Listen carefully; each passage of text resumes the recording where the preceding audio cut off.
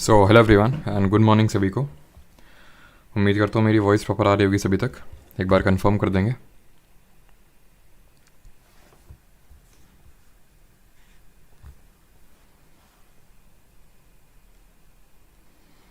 Good morning सभी को। शुभम सृष्टि तूफान का देवता था और अच्छा प्राची पंडित ईशानी सर क्या ज्योग्राफी पूरा हो गया? ज्योग्राफी में जैसे कि एग्रीकल्चर वाला कंपोनेंट बचा है तो वो हम लोग करेंगे। जैसे ज्योग्राफी में एग्रीकल्चर वाला कंपोनेंट है और जैसे पॉलिटी में भी छोटे छोटे इक्का दुक्का टॉपिक्स हैं तो वो हम लोग करेंगे। बट मेन यहाँ पे मेरा टारगेट है कि जो बेहद इंपॉर्टेंट टॉपिक्स हैं वो तो हो ही जाने चाहिए। और ऐसा नहीं कि मतलब अभी सिर्फ इंपॉर्टेंट टॉपिक्स हुए, अनइम्पॉर्टेंट वाले बाकी। जैसे ने बताया कि जैसे एग्रीकल्चर ये कंपोनेंट है छोटा सा, ये बाकी है, बाकी आपकी ज्योग्राफी ख़त्म है। ठीक है। आशीष, अभिषेक, राजेश, माहिर, प्रीति, सभी को गुड मॉर्निंग। सोनिया, अभिषेक,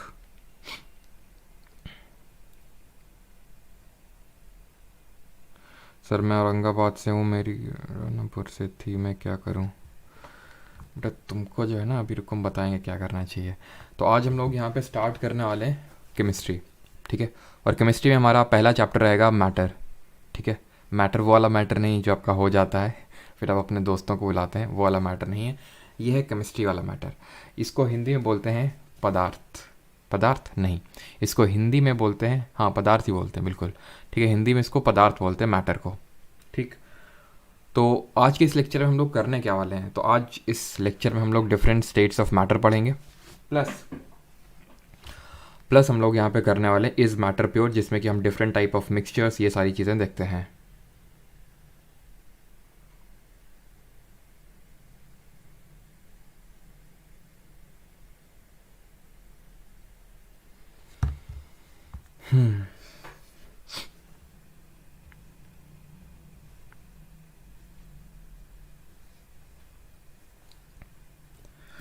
चलिए तो स्टार्ट करते हैं अभी मैटर। और सबसे पहला है व्हाट इज़ मैटर। मैटर होता क्या है? तो मैटर जब लड़ाई हो जाती है ना, लड़ाई देंगे तब मैटर होता है ना। तो मैटर अगर हम केमिस्ट्री में के पर्सपेक्टिव से जाएं तो मैटर इज़ एनीथिंग। ठीक है। Matter is anything that has a fixed volume, or we can say that that has a fixed volume and mass, and because of its fixed volume occupies some space. Occupies some space. Anything that has a fixed volume and mass is known as matter, and because it has a fixed volume so it must occupy some space. For example, अगर मैं बात करूँ तो जो मेरा mobile phone है वो एक मैटर है, मेरा जो लैपटॉप है वो मैटर है। ठीक है। पानी यानी वाटर वो एक मैटर है। ठीक। अच्छा ये बताइए, एयर जिसको कि हम देख नहीं पा रहे हैं, इज़ दिस अ मैटर और नॉट? ये एयर मैटर है या फिर नहीं? ठीक है। जो आप रात भर कुछ सोचते रहते हैं किसी के बारे में, यानी कि आपके मान लेते हैं इमोशंस या फिर आपके थॉट्स, क्या ये मैटर है या नहीं? बताइए। तो अगर हम बात करें एयर की तो yes it is a matter. ये मैटर है। क्यों? क्योंकि इसका मास होता है। एयर का मास होता है। ठीक। ऊपर आप जाइए माउंटेनियस इलाकों में, ठीक है, वहाँ पे एकदम थिन एयर हो जाती है बिकॉज वहाँ पे गैसेस कंपोनेंट कम हो जाता है। बिकॉज थिन क्यों बोला हमने? बिकॉज वहाँ पे एयर का मास कम हो गया। ठीक। And it also occupies a fixed volume. It also occupies a fixed volume. जैसे फॉर एग्जाम्पल बलून है ये, ठीक है, बलून है। अब इसमें मैं गैस भरूंगा, गैस दिख तो नहीं रही है ना, लेकिन ये फूल क्यों गया? बिकॉज इसने गैस ने यहाँ पे वॉल्यूम ऑक्यूपाई कर लिया, या space, sorry, due to volume इसने स्पेस ऑक्यूपाई कर लिया। इमोशंस और थॉट्स की बात करें, ये क्या इनका कोई मास होता है, कोई वॉल्यूम ऑक्यूपाई करते हैं? तो आंसर इज नो। तो ये मैटर नहीं होंगे, ये पदार्थ नहीं होंगे। अब जो हमारे एंशियंट इंडियन फिलोसफर्स थे उन्होंने मैटर को 5 बेसिस पे क्लासीफाई किया। जब क्लासिफिकेशन की बात आई तो हमारे इंडियन फिलोसफर ने इसको पंच तत्व का नाम दिया। एक बोला कि एक एयर होता है, एक अर्थ, फायर, स्काई, वाटर। इसको हिंदी में क्या बोलते हैं? ठीक है, वायु, ठीक है, पृथ्वी, और ये क्या ज्वाला है ना, अग्नि, ये आकाश, और ये पानी। ठीक है। तो ये पंच तत्व का कॉन्सेप्ट किसने दिया था? हमारे इंडियन फिलोसफर्स ने। अब क्वेश्चन अगर कभी पूछ ले कि भाई इनमें से पंचतत्व कौन सा नहीं है कौन सा है, तो आपको पता होना चाहिए। एक बार CDS में क्वेश्चन पूछ लिया था इसने इससे, ठीक है। बाकी इतना कोई बहुत ज़्यादा इंपॉर्टेंट नहीं है, बस पंचतत्व आपको पता होना चाहिए क्या क्या चीज़ें आती हैं, ठीक है। मैटर की प्रॉपर्टीज़ क्या होती हैं? What are the properties of matter? तो particles of matter have space between them. तो अभी हमने बोला कि चाहिए मेरे पास लैपटॉप है, मोबाइल फ़ोन है, पानी है, ये एयर है हमारे अराउंड, ये सब कुछ मैटर है। तो ये मैटर किसी ना किसी पार्टिकल से बना होगा। ये जो मैटर ये पार्टिकल से बना होगा, और इन पार्टिकल के बीच में स्पेस होगी, इन पार्टिकल के बीच में स्पेस होगी। Particle of matter are continuously moving, ये कॉन्टिन्यूसली मूव कर रहे हैं। मतलब सर ये जो मेरा ये लैपटॉप है या फिर मोबाइल फ़ोन, इसमें पार्टिकल्स मूव कर रहे हैं क्या? दिख तो नहीं रहे। इसमें जो पानी है उसमें मूव कर रहे हैं क्या? दिख तो नहीं रहे। ठीक है, एयर में हो सकता है मूव कर रहे हों। यही हमारा बेसिक नोशन है ना, अभी सब कुछ क्लियर होगा। Particle of matter attract each other, ये इनके बीच में फोर्स ऑफ अट्रैक्शन लगता है। ठीक है, इनके बीच में फोर्स ऑफ अट्रैक्शन लगता है जिससे एक दूसरे को पास बुलाते हैं। इन दोनों को मैं कॉन्ट्रास्टिंगली ले सकता हूँ। फोर्स ऑफ अट्रैक्शन क्या है? एक पार्टिकल एक दूसरे से बोल रहा है आओ मेरे पास आओ, आओ मेरे पास आओ। ये सब एक दूसरे को अट्रैक्ट कर रहे हैं। ये क्या है? कॉन्टिन्यूसली मूव कर रहे हैं, यानी एक दूसरे से दूर भागने की कोशिश कर रहे हैं। अब पार्टिकल कैसी प्रॉपर्टी शो कर रहे हैं? पार्टिकल के बीच में स्पेस कितनी है, पार्टिकल कितनी स्पीड से मूव कर रहे हैं, पार्टिकल कितने ज़्यादा फोर्स से अट्रैक्ट कर रहे हैं, उस बेसिस पे डिफरेंट काइंड्स ऑफ मैटर देखने को मिलता है, फिर डिफरेंट स्टेट्स ऑफ मैटर देखने को मिलता है। मेनली 3 है बट टोटल 5 है। मेनली 3 है बट टोटल 5 है। इन मेनली 3 के बारे में पहले बात करेंगे, फिर ये टोटल जो 5 एक्स्ट्रा 2 हैं इनके बारे में भी बाद में बात करेंगे। सबसे पहला सॉलिड। आप मुझे बताइए, ठीक है, ये जो मेरे 3 पैरामीटर्स हैं, particles of matter of space between them, तो इसको मैं सॉलिड, लिक्विड, गैस में, ठीक है, अगर मैं स्पेस का वो लूँ, ठीक है, पहला कंपोनेंट यहाँ पे मैं स्पेस ले लेता हूँ। ठीक है, यहाँ पे मैंने पहला कंपोनेंट स्पेस लिया। दूसरा यहाँ पे मैं ले लेता हूँ कि मूवमेंट बिटवीन दी पार्टिकल्स। ठीक है, मूवमेंट बिटवीन दी पार्टिकल्स दूसरा यहाँ पे मैं कंपोनेंट ले लेता हूँ, जो कि बेसिस ऑफ डिफरेंशिएशन है of the 3 states of matter. और तीसरा ले लेता हूँ मैं, तीसरा यहाँ पे क्या था factor? Particle of matter attract each other, that is force of attraction. ठीक है, यहाँ पे ले लेता हूँ तीसरा, फोर्स ऑफ अट्रैक्शन। ठीक, फोर्स ऑफ अट्रैक्शन। तो यहाँ पे मैं आपको 3 सिंबल्स दे रहा हूँ, H, L और M। H का मतलब हाई है, L का मतलब लो है और M का मतलब मीडियम है। अब सॉलिड के लिए फिल कर लीजिए अपने अकॉर्डिंग अपने दिमाग में, फिर आपके पास कोई पेन एंड पेपर हो तो फिल कर लीजिए आप। अब स्पेस में क्या लिखेंगे, अब मूवमेंट में क्या लिखेंगे, फोर्स ऑफ अट्रैक्शन में क्या लिखेंगे, फिर मैं फिल करके दिखाता हूँ कि सॉलिड में क्या आएगा, लिक्विड में क्या आएगा और गैस में क्या आएगा और क्यों आएगा, क्यों आएगा। अब सॉलिड क्या होता है? सॉलिड वो होता है जहाँ पे, यहाँ पे मैं लिखता हूँ, ठीक है, सॉलिड वो स्टेट ऑफ मैटर है जहाँ पे आपका जिसमें कि डेफिनिट शेप होता है। अब जैसे कि फॉर एग्जांपल मेरे मोबाइल का डेफिनिट शेप है, ये रेक्टेंगुलर शेप का है। ठीक है, इसका एक डेफिनिट शेप है, इसकी डिस्टिंक्ट बाउंड्रीज हैं, ऐसा नहीं कहीं भी फैल रहा है अदरक की तरह। ठीक है, इसकी डिस्टिंक्ट बाउंड्रीज हैं। वैसे अदरक भी आपका सॉलिड ही हुआ है ना, डिस्टिंक्ट बाउंड्रीज हैं। नेग्लिजिबल कंप्रेसिबिलिटी है इसमें, नेग्लिजिबल कंप्रेसिबिलिटी है, यानी कंप्रेसिबिलिटी की अगर बात करें बहुत ही नेग्लिजिबल है। अब क्या मैं इसको दबा के एकदम इसका शेप चेंज कर सकता हूँ क्या सॉलिड का? नहीं, ज़्यादा दबाऊंगा टूट जाएगा, ज़्यादा दबाऊंगा नहीं टूट जाएगा, यानी कि its shape is difficult to change and it may break. अगर आप इसका शेप चेंज करने जाएंगे तो इट मे ब्रेक। ये होती है सॉलिड की प्रॉपर्टी, एक ठोस की प्रॉपर्टी। क्यों? क्योंकि इनके बीच में जो सॉलिड के जो पार्टिकल, उनके बीच में स्पेस होती है लो, स्पेस होती है बहुत कम, मूवमेंट होता है बहुत कम। ठीक है, मूवमेंट होता है बहुत कम और फोर्स ऑफ अट्रैक्शन होता है बहुत ज़्यादा high. It is not difficult to guess why. क्योंकि यहाँ पे पार्टिकल्स हैं बहुत ही क्लोजली पैक्ड हैं तो स्पेस कम होगा। अरे भाई, अगर उनका कोई डेफिनिट शेप है, उनकी डिस्टिंक्ट बाउंड्री है, वो मूव नहीं कर रहे हैं, मतलब क्लोजली पैक्ड हैं, अगर हम देखें तो सब एक दूसरे से रिलेटेड हैं। अगर फोर्स ऑफ अट्रैक्शन हाई होगा तो अपने आप स्पेस लो होगा उनके बीच में और मूवमेंट भी लो हो जाएगा। लिक्विड की अगर केस में बात करें तो स्पेस मीडियम होगा, मूवमेंट भी थोड़ा बहुत हो जाएगा और फोर्स ऑफ अट्रैक्शन भी थोड़ा बहुत होगा, सब बीच, क्योंकि बीच में है। गैस में अगर बात करें स्पेस बहुत ज़्यादा होगा इनके बीच में, तभी तो गैस का कोई डेफिनिट शेप होता है क्या, या लिक्विड का कोई डेफिनिट शेप होता है क्या। लिक्विड जैसे पानी लिया मैंने, अभी मैंने ग्लास में रखा तो ग्लास का शेप ले लिया, ठीक है। मैं इसको जार में रखूँगा, जार का शेप ले लेगा, ठीक है। इसको बलून के अंदर भर दूंगा, बलून का सर्कुलर शेप ले लेगा। तो वो डिपेंड करता है कि आपने किस चीज़ में उसको लिक्विड को रख रखा है, उसका डेफिनेट शेप ले लेगा। और गैस की तो क्या ही बात करें, गैस तो एकदम, उसका तो बिल्कुल ही शेप नहीं है कुछ। मूवमेंट बिटवीन दी पार्टिकल बहुत हाई होगा। कैसे, जैसे फॉर एग्जांपल अभी मेरे बगल वाले रूम में किसी ने अभी परफ्यूम डाला है, ठीक है, तो भी उसकी मुझे तुरंत स्मेल आ गई। क्यों? क्योंकि गैस के जो पार्टिकल हैं वो टिक नहीं सकते हैं, उनसे टिका नहीं जाता, उनके पैर टिकते नहीं एक जगह पे, वो तुरंत भाग जाते हैं। तो वो तुरंत उस रूम से निकले और यहाँ से जैसे तैसे घुस के आ गए मेरे पास कि देखो परफ्यूम डाला है उन्होंने, ठीक है। तो हाई होता है, हाई होता है। और फोर्स ऑफ अट्रैक्शन की अगर बात करें तो फोर्स ऑफ अट्रैक्शन क्या होता है यहाँ पे, लो होगा, ठीक है। तभी तो वो बहुत ज़्यादा मूवमेंट ऑफ गैस है कि नहीं।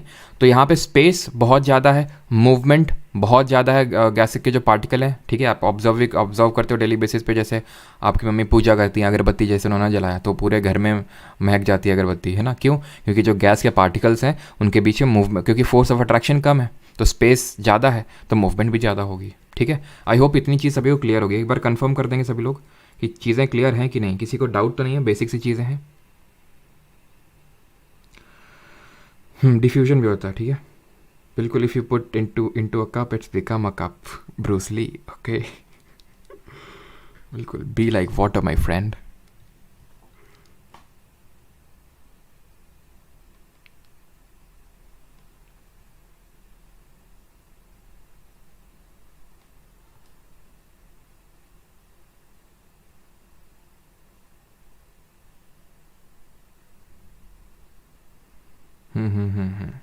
क्लियर है सभी को? चलिए, तो तीनों स्टेट ऑफ मैटर हमने देख लिया। अब इनके effect of change of temperature देखते हैं। बाकी दो स्टेट ऑफ जो मैटर है उनको भी देखेंगे, बट सबसे पहले effect of change of temperature देखेंगे यहाँ पे। कि अगर मान लेते हैं कि जो सॉलिड है उसमें हम चेंज ऑफ टेम्परेचर करते हैं, लिक्विड में चेंज ऑफ टेम्परेचर करते हैं, तो क्या हमें देखने को मिलेगा, ठीक है। चेंज ऑफ टेम्परेचर भी देखेंगे एंड चेंज ऑफ प्रेशर भी देखेंगे। तो देखो, अब मुझे ये बताओ, आपको काइनेटिक एनर्जी भी मैंने पढ़ाया, आपको नहीं पढ़ाया है क्या? मैंने आपको अभी काइनेटिक एनर्जी पढ़ाया, नहीं पढ़ाया। बट काइनेटिक एनर्जी आपको आई होप पता होगा कि काइनेटिक एनर्जी होता है जो एनर्जी मूवमेंट की वजह से आती है, जो एनर्जी वेलोसिटी की वजह से आती है। तो गैस में अगर बात करें, जो गैस के पार्टिकल होंगे उनके बीच में काइनेटिक एनर्जी सबसे ज़्यादा होगी, हाईएस्ट होगी यहाँ पे, ठीक है। काइनेटिक एनर्जी जो होगी वो हाईएस्ट होगी इस केस में, और यहाँ पे काइनेटिक एनर्जी लोएस्ट होगी, काइनेटिक एनर्जी लीस्ट होगी। अब टेम्परेचर का चेंज किस तरह से अफेक्ट करता है? जब मैं टेम्परेचर को इंक्रीज ऑफ टेम्परेचर, ठीक है, increase of temperature, increase of temperature क्या करता है? मूवमेंट, या फिर मैं बोलूँ increase of temperature force of attraction को कम कर देता है। फोर्स ऑफ अट्रैक्शन जो लग रहा है पार्टिकल के बीच में उसको कम कर देगा। और सारी चीज़ें लिंक्ड हैं, ये तो बेसिक सा, ठीक है, ऐसे भी क्वेश्चन आ सकते हैं। बाकी ये सारी चीज़ें हो इसलिए रही हैं ताकि आपको आगे की चीज़ें समझ में आ सकें कि प्योर सब्सटेंस क्या होता है, मिक्सचर क्या होता है, ये भी इंपॉर्टेंट है, बट वो चीज़ें समझ में आ सकें इसके लिए ये बहुत ज़रूरी है कि ये चीज़ें आप ध्यान से समझें। फोर्स ऑफ अट्रैक्शन कम होगा अगर टेम्परेचर को हम बढ़ाएंगे तो। अगर फोर्स ऑफ अट्रैक्शन कम होगा तो मूवमेंट बिटवीन द पार्टिकल्स ज़्यादा होगा, और मूवमेंट ज़्यादा होगी तो उनके बीच में स्पेस बढ़ेगी। यानी मैं ये बोल सकता हूँ कि अगर मैं सॉलिड को हीट करूं, इसको हीट करूं यानी इसको टेम्परेचर दूं, तो ये लिक्विड में कन्वर्ट हो जाएगा धीरे धीरे। फॉर एग्जाम्पल दीजिए जरा कमेंट में। इस लिक्विड को अगर मैं और हीट करूं और टेम्परेचर दूं तो ये गैस में चेंज हो जाएगा। एग्जाम्पल दीजिए ज़रा। सबसे बेस्ट एग्जाम्पल अगर हम बात करें तो हमारी आइस हो सकती है। आइस क्लोजली पैक्ड है, force of attraction between the particles बहुत ज़्यादा है, काइनेटिक एनर्जी लीस्ट है, हीट दिया, काइनेटिक एनर्जी इंक्रीज हुआ between the particle, force of attraction कम हुआ, काइनेटिक एनर्जी इंक्रीज हुआ, लिक्विड में कन्वर्ट हो गया जिसमें कि पार्टिकल के बीच में फोर्स ऑफ अट्रैक्शन कम होता है as compare to solid, and movement between the particles ज़्यादा होता है, स्पेस भी ज़्यादा होता है, ठीक है। ये वाटर बन गया। इस वाटर को देन हीट किया तो ये जो है वेपर बन गया, वेपर यानी कि गैस फॉर्म में आ गया, ठीक है। तो effect of change of temperature आपने समझ में आ गया। Effect of change of pressure समझ लेते हैं कि प्रेशर का चेंज किस तरह से अफेक्ट करेगा। सॉलिड CO2 अभी हम लोगों ने पढ़ा नहीं है, केमिस्ट्री में हम लोग पढ़ेंगे, तो अभी देख लो solid CO2, solid carbon dioxide होती है, यानी कि इसको CO2 को अगर हम एक सिलेंडर्स होते हैं, ठीक है, अगर बहुत एक्सट्रीम प्रेशर में रखें CO2 को तो सॉलिड फॉर्म में रहती है अंदर, ठीक है, क्योंकि बहुत प्रेशर में इसको रख रखा है तो सॉलिड CO2 है, सॉलिड फॉर्म में। जरा सा इसका अगर प्रेशर कम करें ना, जैसे 1 एटमॉस्फेरिक प्रेशर इसका कम कर दें, थोड़ा सा खोल दें, ये गैस फॉर्म में बाहर निकलेगी। क्या हुआ? सॉलिड से गैस हुआ प्रेशर डिक्रीज करने पे, प्रेशर डिक्रीज करने में। यानी कि अगर मैं ये बोल सकता हूँ कि अगर मैं गैस में या फिर गैस में, ठीक है, गैस में अगर मैं इंक्रीज इन प्रेशर करूँगा, ठीक है, इंक्रीज इन प्रेशर यानी प्रेशर में बहुत अप्लाई करूँगा तो सॉलिड में कन्वर्ट हो जाएगा, और अगर मैं इसी सॉलिड में प्रेशर डिक्रीज कर दूँ तो गैस में कन्वर्ट हो जाएगा। तो इस तरह से प्रेशर चेंज इफेक्ट कर रहा है। जैसे कि जो हम लिक्विफिकेशन ऑफ गैस करते हैं, ठीक है, लिक्विफिकेशन ऑफ गैस वो कैसे करते हैं? लिक्विफिकेशन ऑफ अ गैस ये हम तब कर पाते हैं जब हम प्रेशर को इंक्रीज़ करते हैं, ठीक है, प्रेशर को इंक्रीज़ करते हैं और टेम्परेचर को डिक्रीज़ करते हैं, टेम्परेचर को डिक्रीज़ करते हैं। भाई टेम्परेचर इंक्रीज़ करने से लिक्विड से गैस मिल रहा है, गैस से अगर मुझे लिक्विड चाहिए तो टेम्परेचर को कम कर दो और प्रेशर को बढ़ा दो, प्रेशर बढ़ा दो और टेम्परेचर को कम कर दो, और इससे हो जाएगा आपका लिक्विफिकेशन ऑफ गैस। इसको याद रखिएगा, इट इज़ इम्पॉर्टेंट कि अगर हमें गैस का लिक्विफिकेशन करना है तो हमें क्या क्या करना होगा, ठीक है। आई होप इतनी चीज़ आपको क्लियर हो गई होगी। चलिए चेंज ऑफ मैटर को यहाँ पे देख लेते हैं कि मैटर किस तरह से अपनी फॉर्म को चेंज करता है और उसको हम क्या बोलते हैं। तो जब सॉलिड, या फिर सबसे पहले हम लोगों ने कंडेंसेशन के बारे में पढ़ा था ज्योग्राफी में। कंडेंसेशन क्या पढ़ा था? कंडेंसेशन पढ़ा था कि जो गैस होती है अगर उसका टेम्परेचर एकदम से कम हो जाए तो वो फ्रीज, वो आपकी वो क्या होती है, सॉलिड सरफेस में वो वाटर के फॉर्म, वाटर ड्रॉपलेट्स के फॉर्म में आ जाती है। जैसे कि सुबह हम सर्दियों के टाइम पे ओस देखते हैं, ड्यू। तो ऐसा क्यों होता है? ऐसा इसलिए होता है बिकॉज जो गैस प्रेजेंट है ना उसका एकदम से रात में टेम्परेचर डिक्रीज़ हो गया, जिसकी वजह से सॉलिड सरफेस में वो कंडेंस हो गई, यानी कि गैस जो है वो लिक्विड में कन्वर्ट हो गई, तो कंडेंसेशन कहलाता है।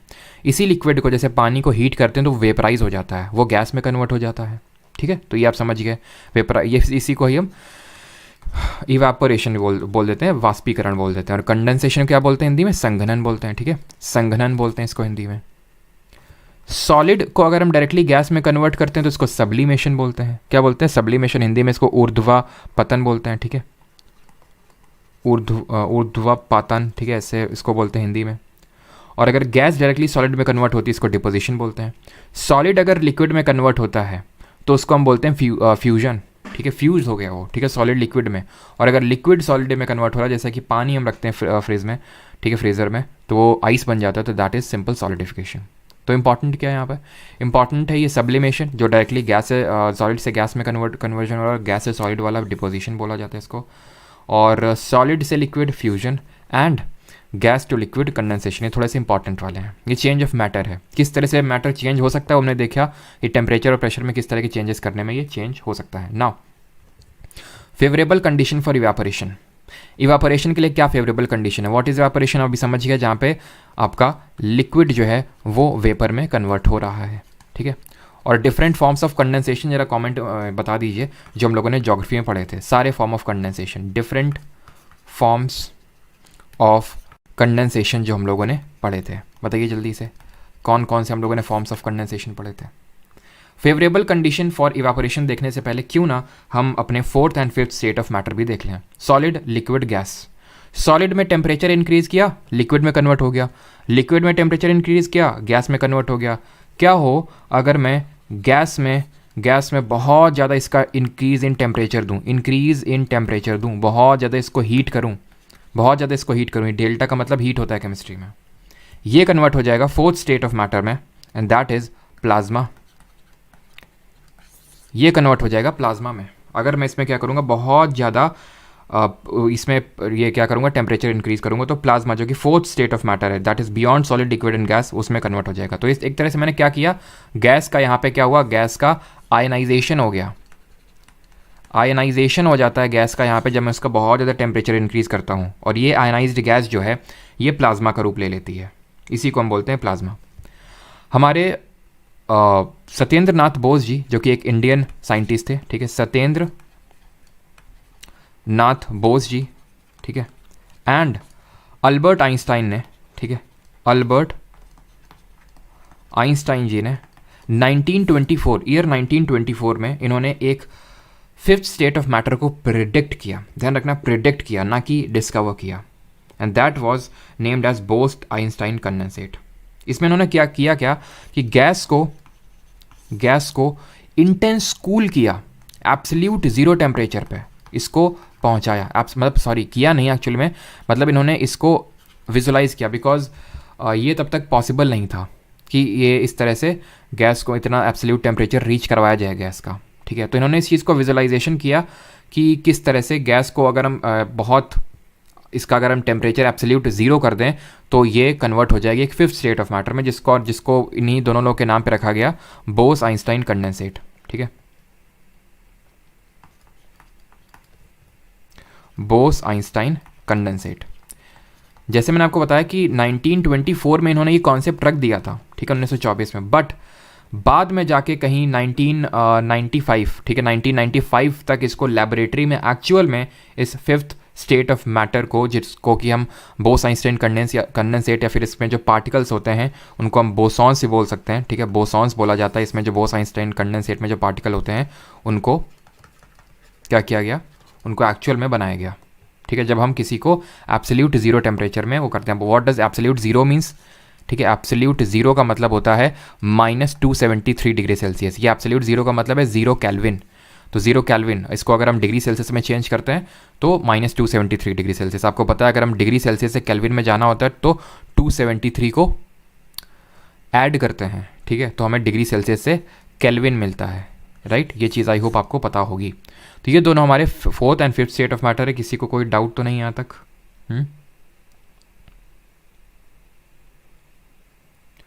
किसी कोई डाउट तो नहीं है? और एक बार क्वेश्चन भी पूछा था इसमें, हाँ अब मुझे याद आया, इसमें क्वेश्चन इसमें एसएससी ने अभी ऐसे पूछा था रिसेंट एग्जाम में, मतलब सीजीएल मेंस पे इस पे क्वेश्चन आया था, इस पे बोस आइंस्टाइन कंडेंसेट पे। मतलब जो ये अभी मैं क्वेश्चन बताने जा रहा हूँ ये मेंस में नहीं आया था। मेंस में ऐसे कुछ आया था कि फिफ्थ स्टेट ऑफ मैटर क्या होता है, इसी तरह से। मैं अभी जो आई थिंक CHSL का एग्ज़ाम हुआ था उसमें ये क्वेश्चन पूछा था कि किसने बोस आइंस्टाइन जो कंडेंसेट है इसको एक्चुअल में लैबोरेटरी में बनाया, रूबीडियम के पार्टिकल से, जो उनकी एब्सोल्यूट ज़ीरो टेम्परेचर में उनको रीच करवाया, बोसॉन्स क्रिएट किए, जिसके लिए उनको नोबेल मिला। ठीक है, तो यहाँ पे मैं लिख देता हूँ, उनका नाम है एरिक। ठीक है, एरिक कॉर्नेल उन साइंटिस्ट का नाम है जिन्होंने रूबीडियम के पार्टिकल्स, ठीक है, रूबीडियम का आइसोटोप है रूबीडियम 87, ठीक है, रूबीडियम 87 का यूज़ करके, इसके एटम्स का यूज़ करके बोसॉन्स को क्रिएट किया, जिसके लिए इनको नोबेल भी मिला इन फिज़िक्स इन 1901। ठीक है, सॉरी 1901 बोल रहा हूँ, 2001 नोबेल इन फिज़िक्स इनको मिला था इन द ईयर 2001। ध्यान रखना, ये इंपॉर्टेंट है कि सत्येंद्र नाथ बोस और अल्बर्ट आइंस्टाइन जी ने इसको बस विजुलाइज़ किया था कि अगर गैस को, जैसे आप इंटेंस हीटिंग करो इसकी तो ये आयनाइज हो जाती, प्लाज्मा का फॉर्म ले लेती, क्या हो इसको बहुत ज़्यादा कूल डाउन कर दें एब्सोल्यूट ज़ीरो टेम्परेचर, तब तो पॉसिबल था नहीं। ठीक है, तो उन्होंने बोला कि ठीक है एक नया स्टेट ऑफ मैटर मिल जाएगा, फिफ्थ स्टेट ऑफ मैटर, जिसमें बोसॉन्स के पार्टिकल्स देखने को मिलेंगे। बोसॉन मतलब बोस और आइंस्टाइन। फिर एरिक कॉर्नेल ने इसको 1995 में फाइनली ऑब्जर्व किया। कब? जब इन्होंने रूबीडियम 87, ठीक है, यहाँ पे मैं ईयर भी लिख देता हूँ 1995, जब इन्होंने रूबीडियम के एटम्स को एब्सोल्यूट ज़ीरो टेम्परेचर में रीच करवाया और बोसॉन्स के पार्टिकल्स क्रिएट किए। ठीक, आई होप यहाँ तक सभी को क्लियर होगा। अब आ जाते हैं फेवरेबल कंडीशंस फॉर इवापोरेशन पे। तो इवापोरेशन बेसिक सी चीज़ है, ठीक है, लप्पू सी चीज़ है, तो झींगुर बना के उड़ा दीजिए इसको और बताइए कि किस किस केस में, जल्दी से बताइए। ये तो बेसिक सी चीज़ है जो हम डेली बेसिस पे ऑब्जर्व करते हैं। ठीक है, किस केस में इवापोरेशन ज़्यादा होगा? मैं 5 कंडीशन लिखता हूँ। पहला कंडीशन है इंक्रीज इन टेम्परेचर। ये किस किस केस में आपको बताना है इवापोरेशन का रेट बढ़ जाएगा। ठीक है, पहला इंक्रीज इन टेम्परेचर। दूसरा इंक्रीज इन सरफेस एरिया, यानी पृष्ठीय क्षेत्रफल को अगर मैं बढ़ा दूँ, इंक्रीज इन सरफेस एरिया कर दूँ।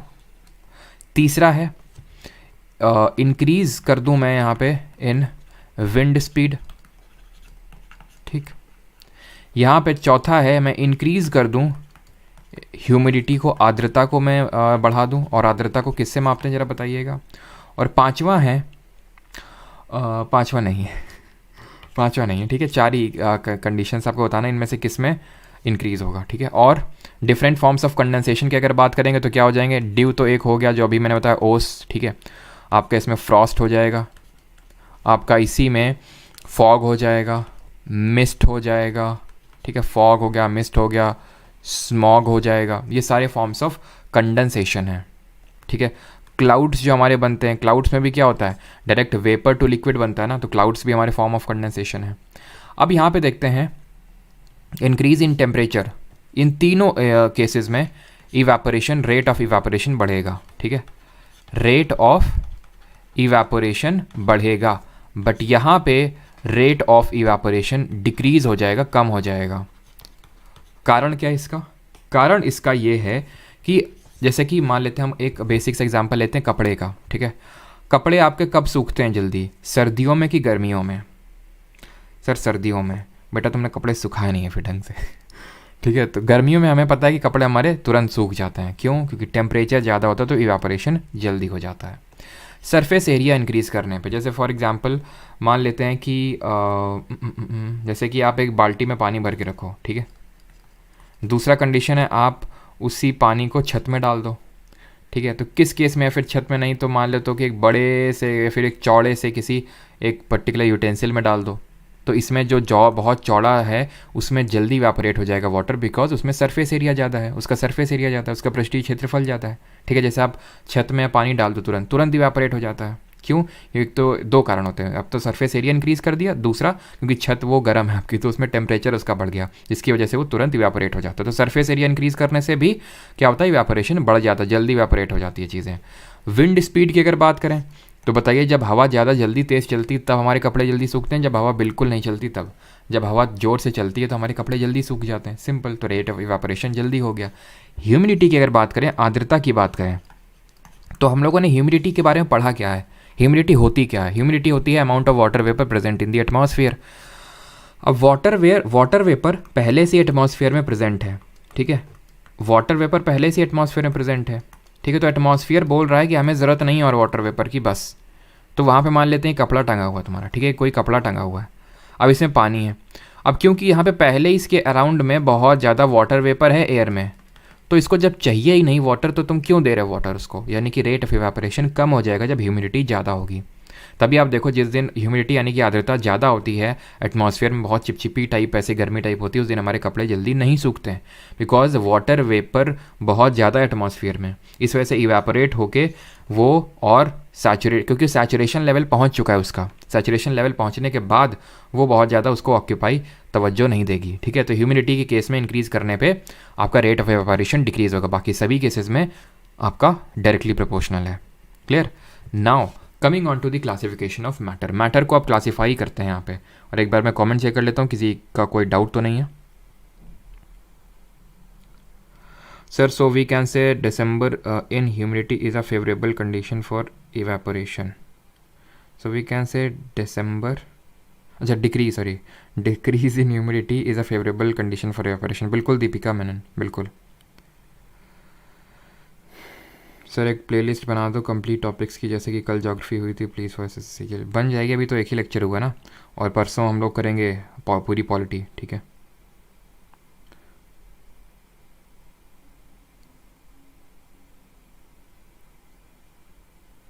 सर मैं बीमार हूँ। अच्छा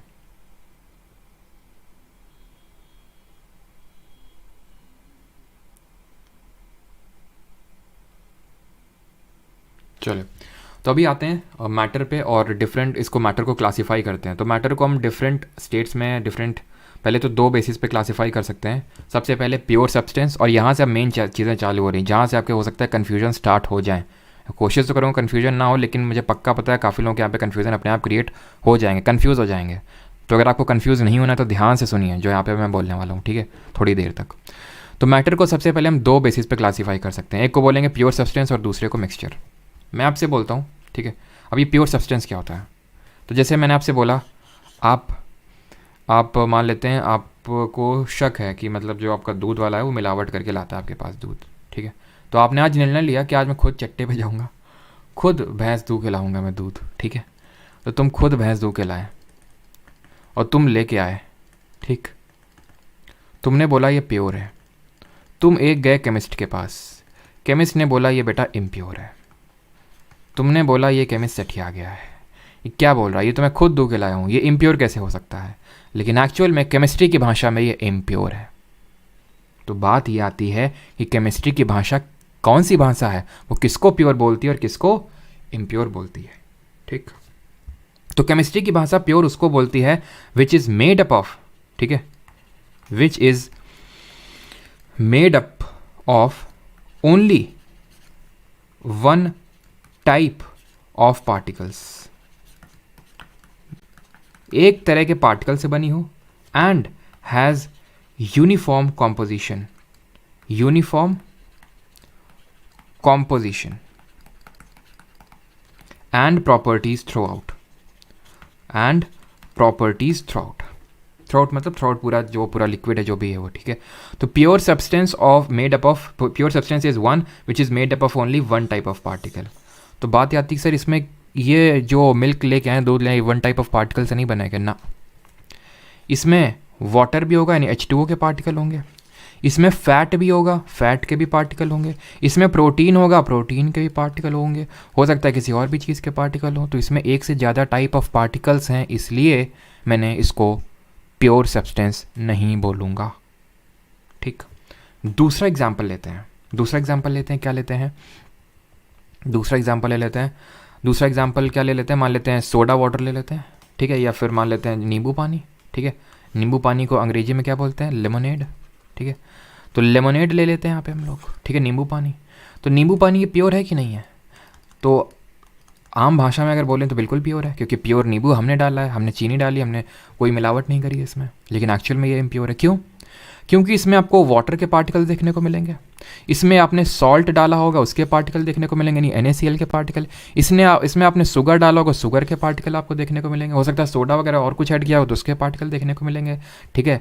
तो बहुत सारे यहाँ पे पार्टिकल्स हैं, एक तरह के पार्टिकल नहीं है, again not a pure substance. तो बात ये आती है प्योर सब्सटेंस फिर है क्या, क्या है प्योर सब्सटेंस? तो प्योर सब्सटेंस अगर मैं एग्जाम्पल्स की अगर बात करूँ इसके, तो प्योर सब्सटेंस जैसे कि शुगर के क्रिस्टल्स, शुगर के क्रिस्टल, सॉल्ट के क्रिस्टल्स, या फिर अगर मैं बोलूँ तो जैसे आयरन रॉड, आयरन का मान लेते हैं एक पीस या टुकड़ा, गोल्ड का टुकड़ा, ये आपका प्योर सब्सटेंस है। कैसे प्योर सब्सटेंस है? देखिए, ये आयरन है, आयरन का एक टुकड़ा है या फिर आयरन रॉड है, यहाँ से मैंने एक Fe एटम को उठाया, आयरन के एटम या Fe एटम को मैंने एक यहाँ से उठाया और एक यहाँ से उठाया, क्या इन तीनों में कुछ अंतर मिलेगा क्या? बस इसमें क्या Fe के अलावा कुछ और भी तरह के एटम्स है क्या? तो क्या हुआ? प्योर सब्सटेंस हुआ। शुगर क्रिस्टल्स को लेते हैं, फिक्स्ड कॉम्पोजिशन मिलेगा, मान लेते हैं इसमें ग्लूकोज है तो C6H12O6, इसके अलावा और कुछ मिलेगा क्या? सॉल्ट NaCl के क्रिस्टल के अलावा आपको और कुछ मिलेगा क्या? क्या है? प्योर सब्सटेंस है। समझ गए प्योर सब्सटेंस क्या है? अब बात ये आती है कि अगर ये सब लेमोनेड यानी नींबू जूस यानी हमारा जो मिल्क, ये अगर प्योर सब्सटेंस नहीं है तो क्या है? ये प्योर सब्सटेंस नहीं है तो मिक्सचर है। But before starting mixture, pure substance को भी दो कैटेगरी में क्लासीफाई किया जा सकता है, एक तो एलिमेंट और दूसरा कंपाउंड। एलिमेंट एंड कंपाउंड, जिसको हम बोलते हैं हिंदी में, आई थिंक इसको बोलते हैं तत्व और इसको बोलते हैं क्या? यौगिक। ठीक, तत्व और यौगिक। अभी एलिमेंट और कंपाउंड में क्या अंतर होता है? प्योर तो सर हम समझ गए, प्योर और मिक्सचर में समझ में आ गया हमें कि अगर एक ही टाइप के पार्टिकल हर जगह मिलेंगे और कोई अलग टाइप के पार्टिकल नहीं मिलेंगे तो प्योर सब्सटेंस, और अगर मल्टीपल टाइप के पार्टिकल मिल जाएंगे जैसे कि H2O है, पानी है, पानी प्योर है? पानी प्योर है क्या? Water, yes it is pure. Water में चाहे पानी तुम अपने RO का ले लो, चाहे नाले का ले लो, चाहे कहीं का ले लो, H2O के ही पार्टिकल होंगे, बट नाले के पानी में और भी बहुत सारी चीज़ें हो सकती है, तो वो फिर आपका प्योर नहीं होगा। अगर एकदम मान लेते हैं जो वाटर है, नॉर्मल जो डिस्टिल्ड वाटर है, तो उसमें H2O के अलावा आपको किसी चीज़ के पार्टिकल नहीं मिलेंगे, ठीक है, H2O के अलावा किसी चीज़ के पार्टिकल नहीं मिलेंगे, प्योर हो जाएगा, ख़त्म। ठीक, अब हमने एलिमेंट, और जैसे कि अब एलिमेंट और कंपाउंड, अब ये कैसे क्लासिफिकेशन हो गया? बहुत आसान है, बहुत आसान। कैसे? आयरन रॉड लिया था, आयरन रॉड, आयरन रॉड एक एलिमेंट है, आयरन वो रॉड एक एलिमेंट है, ये वाटर एक कंपाउंड है, दोनों प्योर सब्सटेंस हैं, बट आयरन रॉड एक एलिमेंट है और कंपाउंड है ये आपका वाटर। क्यों? इसमें सिर्फ Fe के ही एटम्स थे, Fe के ही एटम्स थे, वाटर में हाइड्रोजन के भी एटम्स हैं और ऑक्सीजन के भी एटम्स हैं। मैं अभी तक ये बोल रहा था प्योर सब्सटेंस में कि सिर्फ एक ही टाइप के पार्टिकल हैं, जिसमें Fe, ठीक है, इसमें H2 ये पार्टिकल हैं। अब मैं बोल रहा हूँ इनको और डीप में घुसते हैं, थोड़ा सा और डीप में घुस गए, ठीक है। तो जैसे मैंने H2 गैस ले ली, H2 गैस, ठीक है, H2 गैस ले ली, वो प्योर सब्सटेंस होगा क्योंकि उसमें H2 के अलावा कुछ मिलेगा ही नहीं। लेकिन मैं अपनी एयर को ले ली, एयर, ये क्या प्योर सब्सटेंस होगी? बताइए मुझे, इज इट अ प्योर और नॉट? एयर, आंसर येस और no? Answer is no, not pure. क्यों?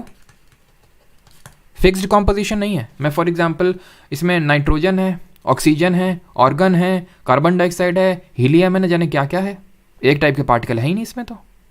लेकिन अगर मैं हाइड्रोजन को ही सिर्फ ले लूँ, हाइड्रोजन के अलावा कुछ और मिलेगा क्या इसमें? नहीं मिलेगा। बट इसमें अगर ऑक्सीजन के भी एटम्स जोड़ दूँ, अभी भी प्योर ही है ये, वाटर बन गया, अभी भी प्योर है। बट क्योंकि दो तरह के एलिमेंट मिल गए तो बन गया कंपाउंड। समझ में आ गया आपको एलिमेंट और कंपाउंड के बीच में डिफरेंस क्या है, बेसिक डिफरेंस क्या है एलिमेंट और कंपाउंड के बीच में? नहीं होता तो यहाँ पे मैं लिख देता हूँ, चलो ठीक है, एलिमेंट और कंपाउंड के बीच में क्या डिफरेंस है और एलिमेंट होते क्या है, ऑफिशियल डेफिनेशन क्या है। तो element is, you can say it is a basic form of matter that can not be broken, ठीक है, can not be broken down, ठीक है, can not be broken down into simpler substances. अब Fe को और कुछ तोड़ सकते हो क्या? Fe के अलावा अब टूट चुका जितना टूटना था, ठीक है। Can not be broken into simpler substances. Compound क्या हो जाएगा? It can be broken. कैसे ब्रोकन? H2O है, ठीक है, इसमें कुछ केमिकल प्रोसेस लगाएं, इलेक्ट्रोलिसिस वगैरह करेंगे, हाइड्रोजन निकाल अलग कर देंगे, ऑक्सीजन अलग कर देंगे, हो गया ना अलग। इसमें कुछ अलग अलग होने के लिए अब कुछ बाकी नहीं है, ठीक है। Can be broken into simpler substances. खत्म हो गया सब प्योर सब्सटेंसेस। आ जाए मिक्सचर पे, अभी मिक्सचर पे आ जाते हैं, ठीक। अब मैं बोलता हूँ मिक्सचर क्या होते हैं? तो भाई जो प्योर सब्सटेंस नहीं होते वो मिक्सचर होते हैं, ठीक है। तो मिक्सचर क्या होता है? Mixture are composed of two और more different types of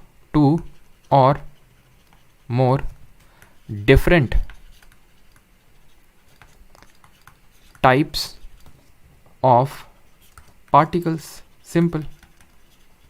pure substances क्या होते हैं? Made up of only one type of particles. ये क्या है? कंपोज्ड ऑफ टू और more different type of particles and do not have, यहां पे क्या था?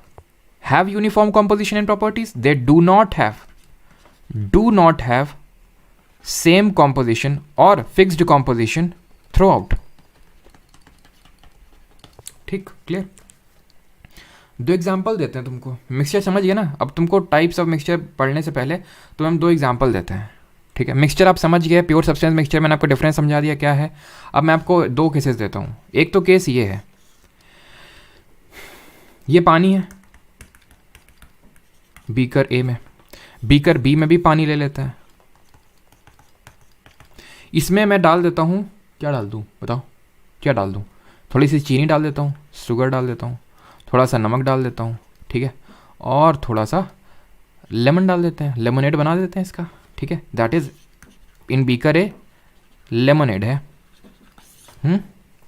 बीकर बी लेते हैं, इसमें रेत ला के डाल देते हैं, क्या? रेती डाल देते हैं, इसमें सैंड डाल देते हैं, ठीक है, सैंड डाल दिया मैंने इस पर, ठीक।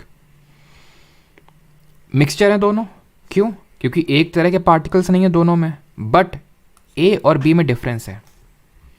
ए और बी में ये डिफरेंस है कि ए में ये वाला जो ए है लेमनेड है, इसमें मैं देख के ये नहीं बता सकता हूँ। ये देखो, अगर मैंने इसको ढंग से घोल दिया तभी वो लेमनेड कहलाएगा। ऐसा नहीं कि बस डाल दिए, डाल के मतलब उसको स्टिर कर दिए, घुमा दिए, चला दिए अच्छे से, ठीक है, क्लियर। तो इसमें मैं क्या ये देख के बता सकता हूँ कि जब जो भी आप नींबू पानी बनाते हो एकदम सब आपने घोल दिया, ठीक है, अच्छे से घोल दिया आपको, अब बिल्कुल पूरी तरह से घोल दिया आपने, ठीक है। और घोलने से याद आया, जैसे कि अभी मैंने आपको एक एग्जांपल बता रहा था कि टेम्परेचर इंक्रीज़ करने पे, चलो मैं वो जो पीछे मैंने चीज़ बताई थी उसका थोड़ा सा एकदम से मुझे याद आया कि मैं आपको एक और एग्जांपल यहाँ पे दे सकता हूँ। जैसे कि आपको पता होगा कि ठंडे पानी में कोल्ड वाटर या फिर हॉट वाटर, किस में आपका जल्दी चीनी नहीं घुल जाती है? हॉट वाटर में। क्यों? पता है क्यों? क्योंकि जब भी हमने पीछे चीज़ पढ़ी, इसका रीज़न ये है कि जब हम, जैसे ये पानी है, ठीक है, ये भी पानी है, ये कोल्ड है, ये हॉट है, किसमें किसमें kinetic energy between the particles ज़्यादा होगा? इसमें ज़्यादा होगा, क्योंकि हमें पता है टेम्परेचर इंक्रीज करने पे kinetic energy between the particles ज़्यादा हो जाती है, फोर्स ऑफ अट्रैक्शन कम हो जाता है और मूवमेंट बढ़ जाता है। दैट इज़ वाई, और स्पेस बढ़ जाएगा, मूवमेंट बढ़ेगा, स्पेस बढ़ेगा। इसी वजह से, क्योंकि अब शुगर के जो आपने क्रिस्टल डाले, सॉल्ट के जो क्रिस्टल डाले, वो जल्दी घुल जाएंगे। क्यों? पार्टिकल के बीच में स्पेस, जो वाटर के पार्टिकल उनके बीच में स्पेस बढ़ गया, H2O के बीच में, तो उनको स्पेस मिल गया। इनमें क्या है? कम है स्पेस, इसलिए कम जल्दी घुलता है। तो जो हमने पीछे चीज़ पढ़ी थी उसका थोड़ा सा एप्लीकेशन एकदम से दिमाग में याद आया, तो इससे ऐसे मैंने आपको बता दिया। बैक टू दिस टॉपिक कि लेमनेड है भैया, ठीक है। तो मैं क्या यहाँ पे बता पाऊँगा कि भाई ये चीनी है, ये देखो नींबू का पार्टिकल है, ये वाटर का पार्टिकल है? आंसर इज़ येस और नो, बताइए। और जब मैं पीऊँगा इसको, मैं लेमनेड को पीऊँगा, तो मेरा पहला जो सिप होगा, पहला घूंट होगा और आखिरी घूंट होगा, उसमें टेस्ट में डिफरेंस होगा क्या? तो तुम्हारे दिमाग में आ रहा होगा, मुझे पता है खुरापाती, तुम्हारा दिमाग बोल रहा है हाँ, इसलिए तुम्हारे टेस्ट में डिफरेंस आया क्योंकि तुम घोलते नहीं हो ढंग से, तो लास्ट में चीनी बच जाती है, तो लास्ट में ज़्यादा मीठा लगता है, ठीक है। लेकिन अगर इसको आप ढंग से घोलोगे, जैसे अगर आप, मैं चलो ले लेता हूँ कोल्ड ड्रिंक, चलो लेमनेड नहीं कोल्ड ड्रिंक लेते हो, तो पहले घूंट और आखिरी घूंट में कुछ अंतर होता है? टेस्ट में कुछ अंतर होता है? नहीं अंतर होता है, नहीं अंतर होता है। बट अगर मैं सैंड को लूँ, सैंड को ऐसे आप टेस्ट तो नहीं करोगे, बट सैंड में अगर मैं बात करूँ कि सैंड में मैं देख के बता सकता हूँ ये वाटर है, ये सैंड है, बिल्कुल बोल सकता हूँ। क्यों? क्योंकि जो सैंड है ना, क्योंकि जो सैंड है वो धीरे धीरे धीरे धीरे धीरे धीरे नीचे सेटल डाउन कर जाएगी। सैंड नीचे सेटल डाउन कर जाएगी, ऊपर बचेगा पानी, ठीक है, ऊपर बचेगा पानी, ये हो जाएगा वाटर, ये हो जाएगी सैंड। यानी मैं अलग से इनको देख के बता सकता हूँ नेकेड आई से। What does naked eyes means? Naked का मतलब, नेकेड आइज का मतलब है खुली आंखें, ठीक है, बिल्कुल बिना किसी चश्मे वश्मे के साथ आराम से हम बता सकते हैं कि वाटर ये है, वाटर ये सैंड। लेकिन यहाँ पे नहीं बता सकते हैं ये शुगर है, ये सॉल्ट है, ये लेमनेड है, ये वो है, कुछ नहीं बता सकते हैं।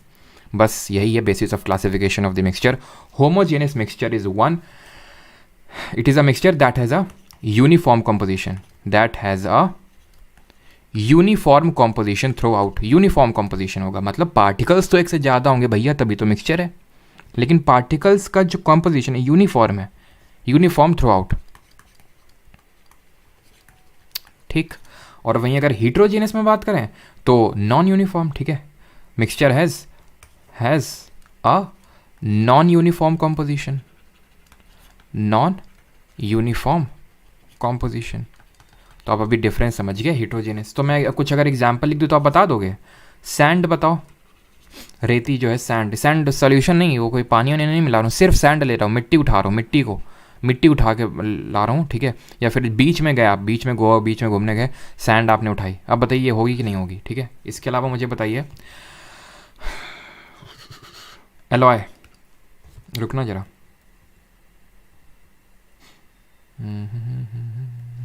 यहाँ पे एग्जाम्पल मत लिखो, या तो रुक जाओ फिर, ठीक है। एग्जाम्पल यहाँ पे लिख लो, ठीक है, और बताओ कि ये आपके होंगे फिर नहीं होंगे। यहाँ पे मैं एग्जाम्पल लिखता हूँ। पहला मैंने क्या लिखा था? सैंड। दूसरा क्या मैंने लिखा था? एलॉय, ठीक है। तीसरा मैंने क्या लिखा था? तीसरा मैं क्या लिख दूँ बताओ? एलॉय लिख दिया मैंने, और सैंड लिख दिया, और क्या ले लें एग्जाम्पल? चलो 2 एग्जाम्पल अभी लेते हैं, ठीक है। सैंड की अगर बात करें, हीट्रोजेनस मिक्सचर होगा। क्यों हीट्रोजेनस? हीट्रोजेनस इसलिए होगा क्योंकि इसमें हम अलग अलग बता सकते हैं। जैसे कि अगर मैं सैंड लेके आता हूँ तो उसमें कुछ हमें हो सकता है माइक्रोब्स देखने को मिले, कुछ सैंड पार्टिकल देखने को मिले, कुछ कंकड़ पत्थर पड़ा हो सैंड में, तो अलग अलग उसको हम बता सकते हैं नेकेड आई से कि ये क्या चीज़ है, ठीक है। और उसको हम फिजिकल प्रोसेस से भी सेपरेट करते हैं। तो यहाँ पे एक चीज़ और ऐड करिएगा, इसके जो डिफरेंट कॉन्स्टिट्यूएंट्स है ना, constituents can be separated through physical process. Physically separate कर सकते हैं, इसके लिए कोई केमिकल प्रोसेस करने की ज़रूरत नहीं है, फिजिकल प्रोसेस से सेपरेट कर सकते हैं। बट यहाँ पे क्या है? यहाँ पे अभी डिफरेंस हम लोग देखेंगे, ठीक है। वही लिखा हुआ देख सकते हैं, heterogeneous can be separated easily, can not be separated easily, यानी कि इसको हम can not be separated by physical process, ठीक है। सेपरेटेड बाई फिजिकल प्रोसेस से क्या होगा? जैसे फॉर एग्जाम्पल ही बताता हूँ तुम्हें, फिजिकल प्रोसेस, जैसे भी सैंड वाला एग्जाम्पल दिया था मैंने, ठीक है। छन्नी लाऊंगा, इसको डाल दूंगा, पानी अलग हो जाएगा, रेती अलग हो जाएगी, ठीक है। और नहीं क्लियर हुआ? सैंड में लाया, मुझे माइक्रोब्स दिख रहा है, उनको मैं हाथ से हटा दूंगा, कंकड़ पत्थर को हटा दूंगा, सिर्फ सैंड बचेगा, फिजिकल प्रोसेस हटा दिया, ठीक है। एलॉय एलॉय सर ये क्या मिक्सचर है? बिल्कुल, ये होमोजेनियस मिक्सचर है। क्यों? क्योंकि जैसे इतना आपको पता होगा, नहीं पता तो हम लोग आगे पढ़ेंगे जब मेटल नॉन मेटल वाला चैप्टर पढ़ेंगे, कि जैसे ब्रास है, ठीक है, तो ब्रास एलॉय होता है कॉपर और जिंक का, लेकिन जब उनको मिला देंगे तो आप बता नहीं पाएंगे ये देखो ये कॉपर है, ये देखो जिंक, ये कॉपर है जिंक, नहीं बता पाएंगे आप, ना फिजिकल प्रोसेस सेपरेट कर पाएंगे। तो ये होते हैं होमोजेनियस मिक्सचर और हेटेरोजेनियस। होमोजेनियस मिक्सचर को हम सॉल्यूशन के नाम से भी जानते हैं, सॉल्यूशन, सॉल्यूशन के नाम। और सॉल्यूशन आपका कैसा भी हो सकता है, सॉलिड लिक्विड हो सकता है, लिक्विड लिक्विड हो सकता है, ठीक है, और सॉलिड सॉलिड हो सकता है, गैस गैस हो सकता है, बिल्कुल हो सकता है। सॉलिड सॉलिड का एग्जांपल क्या हो जाएगा? सॉलिड सॉलिड का इसका एग्जांपल हो जाएगा एलॉय। तो सर एलॉय एक सोल्यूशन है, बिल्कुल। सोल्यूशन का मतलब ये नहीं पानी का घोल, बस पानी में वो मिला दिया सोल्यूशन बन गया, पानी नहीं होता सिर्फ सोल्यूशन का मतलब। सोल्यूशन का मतलब केमिस्ट्री में होता है homogeneous mixture, and alloy is also a solution, याद रखिएगा इस चीज़ को, ठीक।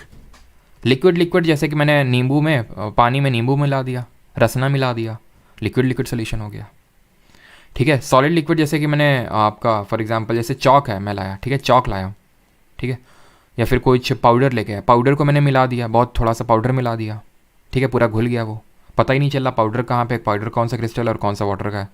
होमोजेनियस मिक्सचर यानी सॉल्यूशन है, सॉलिड लिक्विड सॉल्यूशन हो गया। गैस गैस की अगर मैं बात करूँ तो गैस गैस का आपका जैसे एग्जाम्पल हो जाएगा, जैसे कि मान लेते हैं एयर, ठीक है, बट इस एयर में ध्यान रखना डस्ट नहीं है, ये एयर में डस्ट नहीं है, अगर डस्ट हो जाएगी तो आपका हेट्रोजेनियस हो जाएगा, बिकॉज वहाँ पे मैं बता सकता हूँ आंखों से नेकेड आई से देख के ये देखो ये इसमें ये डस्ट का पार्टिकल है, ठीक है, इसलिए वो नहीं होगा। प्योर एयर जो है वो आपका गैस गैस सोल्यूशन है, ठीक। इसमें जो पार्टिकल साइज होता है होमोजेनियस के केस में स्मॉल पार्टिकल साइज होता है, स्मॉल पार्टिकल साइज होता है, कितना होता है? Less than 1 nanometre, less than 1 nanometre का डायमीटर होता है पार्टिकल्स का, जो डायमीटर होता है, ठीक है, डायमीटर होता है वो लेस देन 1 नैनोमीटर होता है। हेट्रोजेनियस मिक्सचर की अगर बात करें, जिस तरह उसको हम सोल्यूशन बोल रहे थे, इसको सस्पेंशन बोलते हैं, सस्पेंशन बोलते हैं। पार्टिकल साइज अगर बात करें, इसमें पार्टिकल साइज बड़ा होता है, ग्रेटर दैन 10 नैनोमीटर होता है, ये ग्रेटर दैन 10 नैनोमीटर का डायमीटर होता है। डिफरेंसेस कुछ देखते हैं। It is a uniformly distributed mixture that can be distinguished, hetero आराम से डिस्टिंग्विश कर सकते हैं, but it can not be distinguished. It can be seen through naked eyes, it can not be seen through naked eyes. It can be separated easily, it can not B, सारे points देख चुके हैं। The constituent particle present possess different physical properties, physical properties उनकी different होती है। जैसे कि अगर मैंने सैंड वाला लिया तो सैंड की अलग प्रॉपर्टी है, वाटर की अलग प्रॉपर्टी है। The constituent particles present do possess the same physical property. The size of particle is comparatively large, वो भी बताया 10 नैनोमीटर से ज़्यादा। यहाँ पे क्या है, मॉलिकुलर लेवल 1 नैनोमीटर से कम। एग्जाम्पल हेट्रोजेनियस की बात करेंगे, शुगर सोल्यूशन, क्या लिख रखा है यहाँ पे है, एग्जाम्पल तो यहाँ पे गलत लिख रखा है, ठीक है। शुगर सोल्यूशन अगर हम अच्छे से मिला देंगे ना तो आपका होमोजेनियस मिक्सचर होगा, ना कि हेट्रोजेनियस। तो एग्जाम्पल्स यहाँ से आप हटा सकते हैं, ठीक है। एग्जाम्पल्स में आप ये यहाँ पे लिखिए, जैसे मतलब ब्लड तो होगा, ब्लड हेट्रोजेनियस होगा, ठीक है, बट चलो यहाँ पे मैं इसको हटा देता हूँ, ठीक है।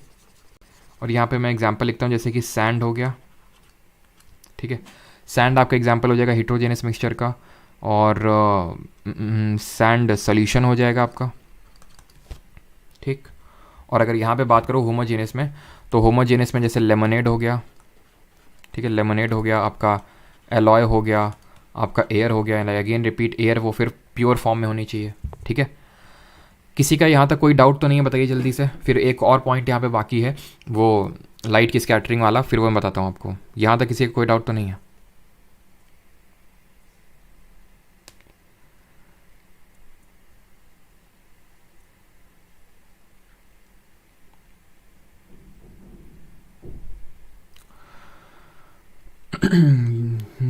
ब्लड आई, ब्लड आपका, ब्लड आई क्या है? ये ब्लड आई, ब्लड भी होता है हेट्रोजेनियस मिक्सचर, जैसा भी आता है ब्लड भी होता है। ये आई क्या होता है? ब्लड आई है, ब्लड होता है। ब्लड क्यों होता है?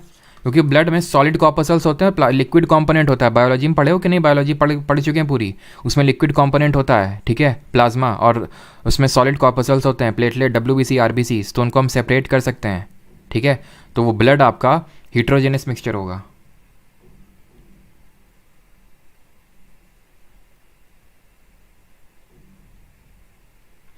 हाँ, टिंडल इफेक्ट उसी पे आ रहे हैं अभी, ठीक है, अमन मिश्रा। चलो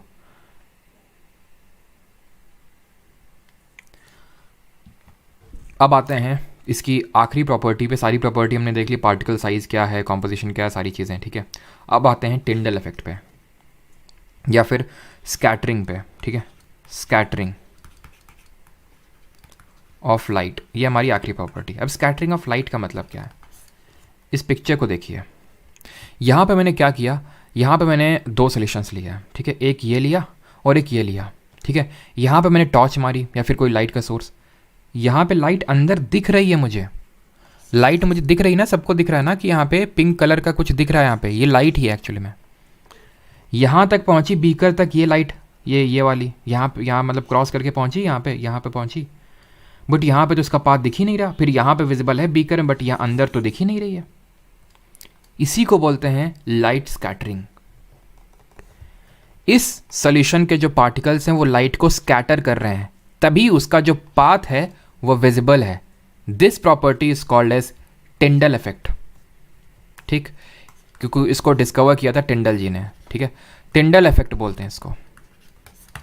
अब मुझे बताइए, होमोजेनस में और हीट्रोजेनस में कौन टिंडल इफेक्ट दिखाएगा, इन दोनों में कौन टिंडल इफेक्ट दिखाएगा, जल्दी से मुझे बताइए। तो heterogeneous will scatter light, will show Tyndall effect, ठीक है, विल स्कैटर लाइट, लेकिन homogeneous will not scatter light. इसका कारण क्या हो सकता है, स्कैटर लाइट, इसका रीज़न क्या हो सकता है? रीज़न इसका ये है कि जो होमोजेनस मिक्सचर होता है उसमें पार्टिकल साइज़ बहुत छोटा होता है, पार्टिकल की इतनी औकात नहीं है, एक तरह से हम बोल सकते हैं कि वो लाइट को स्कैटर कर सकें। Particle size less than 1 nanometre. यहाँ पे क्यों स्कैटर कर पा रहे हैं? बिकॉज लार्ज पार्टिकल साइज है, ठीक है, लार्ज पार्टिकल साइज है। कितना है? 10 नैनोमीटर से ज़्यादा का डायमीटर है। क्लियर है चीज़ कि लाइट स्कैटरिंग क्या होती है? जैसे कि ये हम फॉरेस्ट का भी, अब में से एक लोग अभी लिख रहे थे कमेंट में, तो फॉरेस्ट भी अभी मैं सुबह ही गया था पिक्चर खींचने के लिए ताकि तुम लोग को दिखा सकूं। तो फॉरेस्ट में ये मैंने अभी जाके पिक्चर खींची है, ठीक है। तो यहाँ पे आप देख सकते हैं लाइट का पाथ हमें विजिबल है। या फिर जैसे कि मुझे याद है हमारे घर में पहले क्या था, जैसे घर में हमारे एक ऐसे करके होल था घर में, ठीक है, और जब हम लोग वहाँ पढ़ते थे कमरे में तो उस होल से लाइट आती थी और उस लाइट का पूरा ढंग से हमें पाथ विजिबल होता था। जैसे यहाँ पे पाथ विजिबल है वैसे वहाँ पे उस लाइट का पूरा पाथ विजिबल होता था। तब तो हमें पता नहीं था टिंडल लिविंडल क्या होता है, और जब पढ़ा भी इसको क्लास 9th में तो भी नहीं पता चला, लेकिन अब पता चलता है कि क्यों ऐसा होता है। क्योंकि इसमें जो एयर है उसमें डस्ट के जो पार्टिकल है ना उसको लाइट को स्कैटर कर रहे हैं। क्यों? क्योंकि अभी मैंने बताया एयर जो होती है, एयर वो तो होमोजेनियस मिक्सचर होती है, होमोजेनियस मिक्सचर तो लाइट को स्कैटर ही नहीं करता है।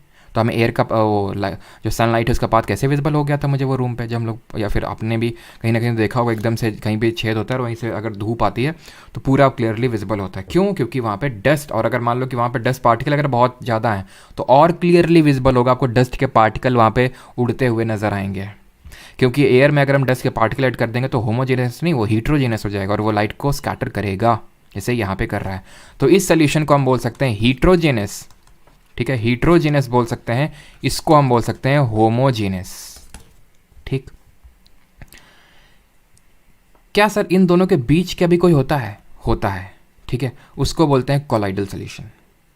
कोलाइडल सोल्यूशन होमोजेनस और हीट्रोजेनस के बीच का होता है। होमोजेनस और हीट्रोजेनस को हिंदी में क्या बोलते हैं ये भी मैं लिख देता हूँ यहाँ पे। हीट्रोजेनस को हम बोलते हैं विजातीय, ठीक है, विजातीय मिश्रण, ठीक है, विजातीय मिश्रण इसको बोलते हैं, और इसको बोलते हैं सजातीय, ठीक है, सजातीय मिश्रण। एक ही जात के हैं सब, यहाँ पे दूसरी जात के हैं सब, ठीक है। तो अब बात करते हैं कोलाइडल, बाद में आएंगे concentration of solution. Colloidal solution क्या होता है? बीच का होता है, यानी कि बीच का मतलब इसके पार्टिकल साइज की अगर बात करें तो होमोजेनस मिक्सचर जितना छोटा भी नहीं होता है, हीट्रोजेनस जितना बड़ा भी नहीं होता है, यानी 1 नैनोमीटर से 10 नैनोमीटर के बीच में होगा। It appears to be homogeneous, ध्यान से सुनिएगा, it appears to be homogeneous but it is actually a heterogeneous mixture. It is actually a heterogeneous mixture. अब बात आती है appears to be का मतलब क्या हुआ? जैसे फॉर एग्जाम्पल दूध, यानी कि मिल्क मिक्सचर है। हमें लग सकता है यार ये तो होमोजीनियस होगा, क्यों? हमें पता थोड़ी नहीं चला, ये देखो ये प्रोटीन का पार्टिकल है, ये फैट का पार्टिकल है, ये वाटर का पार्टिकल है, पता ही नहीं चलता है। तो इसीलिए बोला, लेकिन बट एक्चुअल में ये कोलाइडल है, एक्चुअल में कोलाइडल है जब का मिल्क सोल्यूशन है, यानी कि उतना पार्टिकल साइज का बड़ा नहीं, इसलिए अपीयर हो रहा है होमोजेनस, बट ये कैटेगरी में आता है हेट्रोजेनस की। इसका दूसरा रीज़न भी है, जो होमोजेनस मिक्सचर होते हैं वो स्टेबल होते हैं, ये आपके स्टेबल होते हैं, ये आपके अनस्टेबल होते हैं। मतलब स्टेबल और अनस्टेबल का मतलब क्या हुआ? स्टेबल का मतलब इनको अगर हम रखा छोड़ देंगे थोड़ी देर के लिए तो ऐसा नहीं है कोई चीज़ सेटल डाउन कर जाएगी। जैसे कि लेमोनेड मैंने बनाया तो अगर मैं उसको रखा छोड़ दूंगा, अगर मैंने ढंग से नहीं मिलाया होगा तो नीचे चीनी सेटल डाउन कर जाएगी, तो वो एक होमोजेनियस मिक्सचर नहीं है, सॉरी।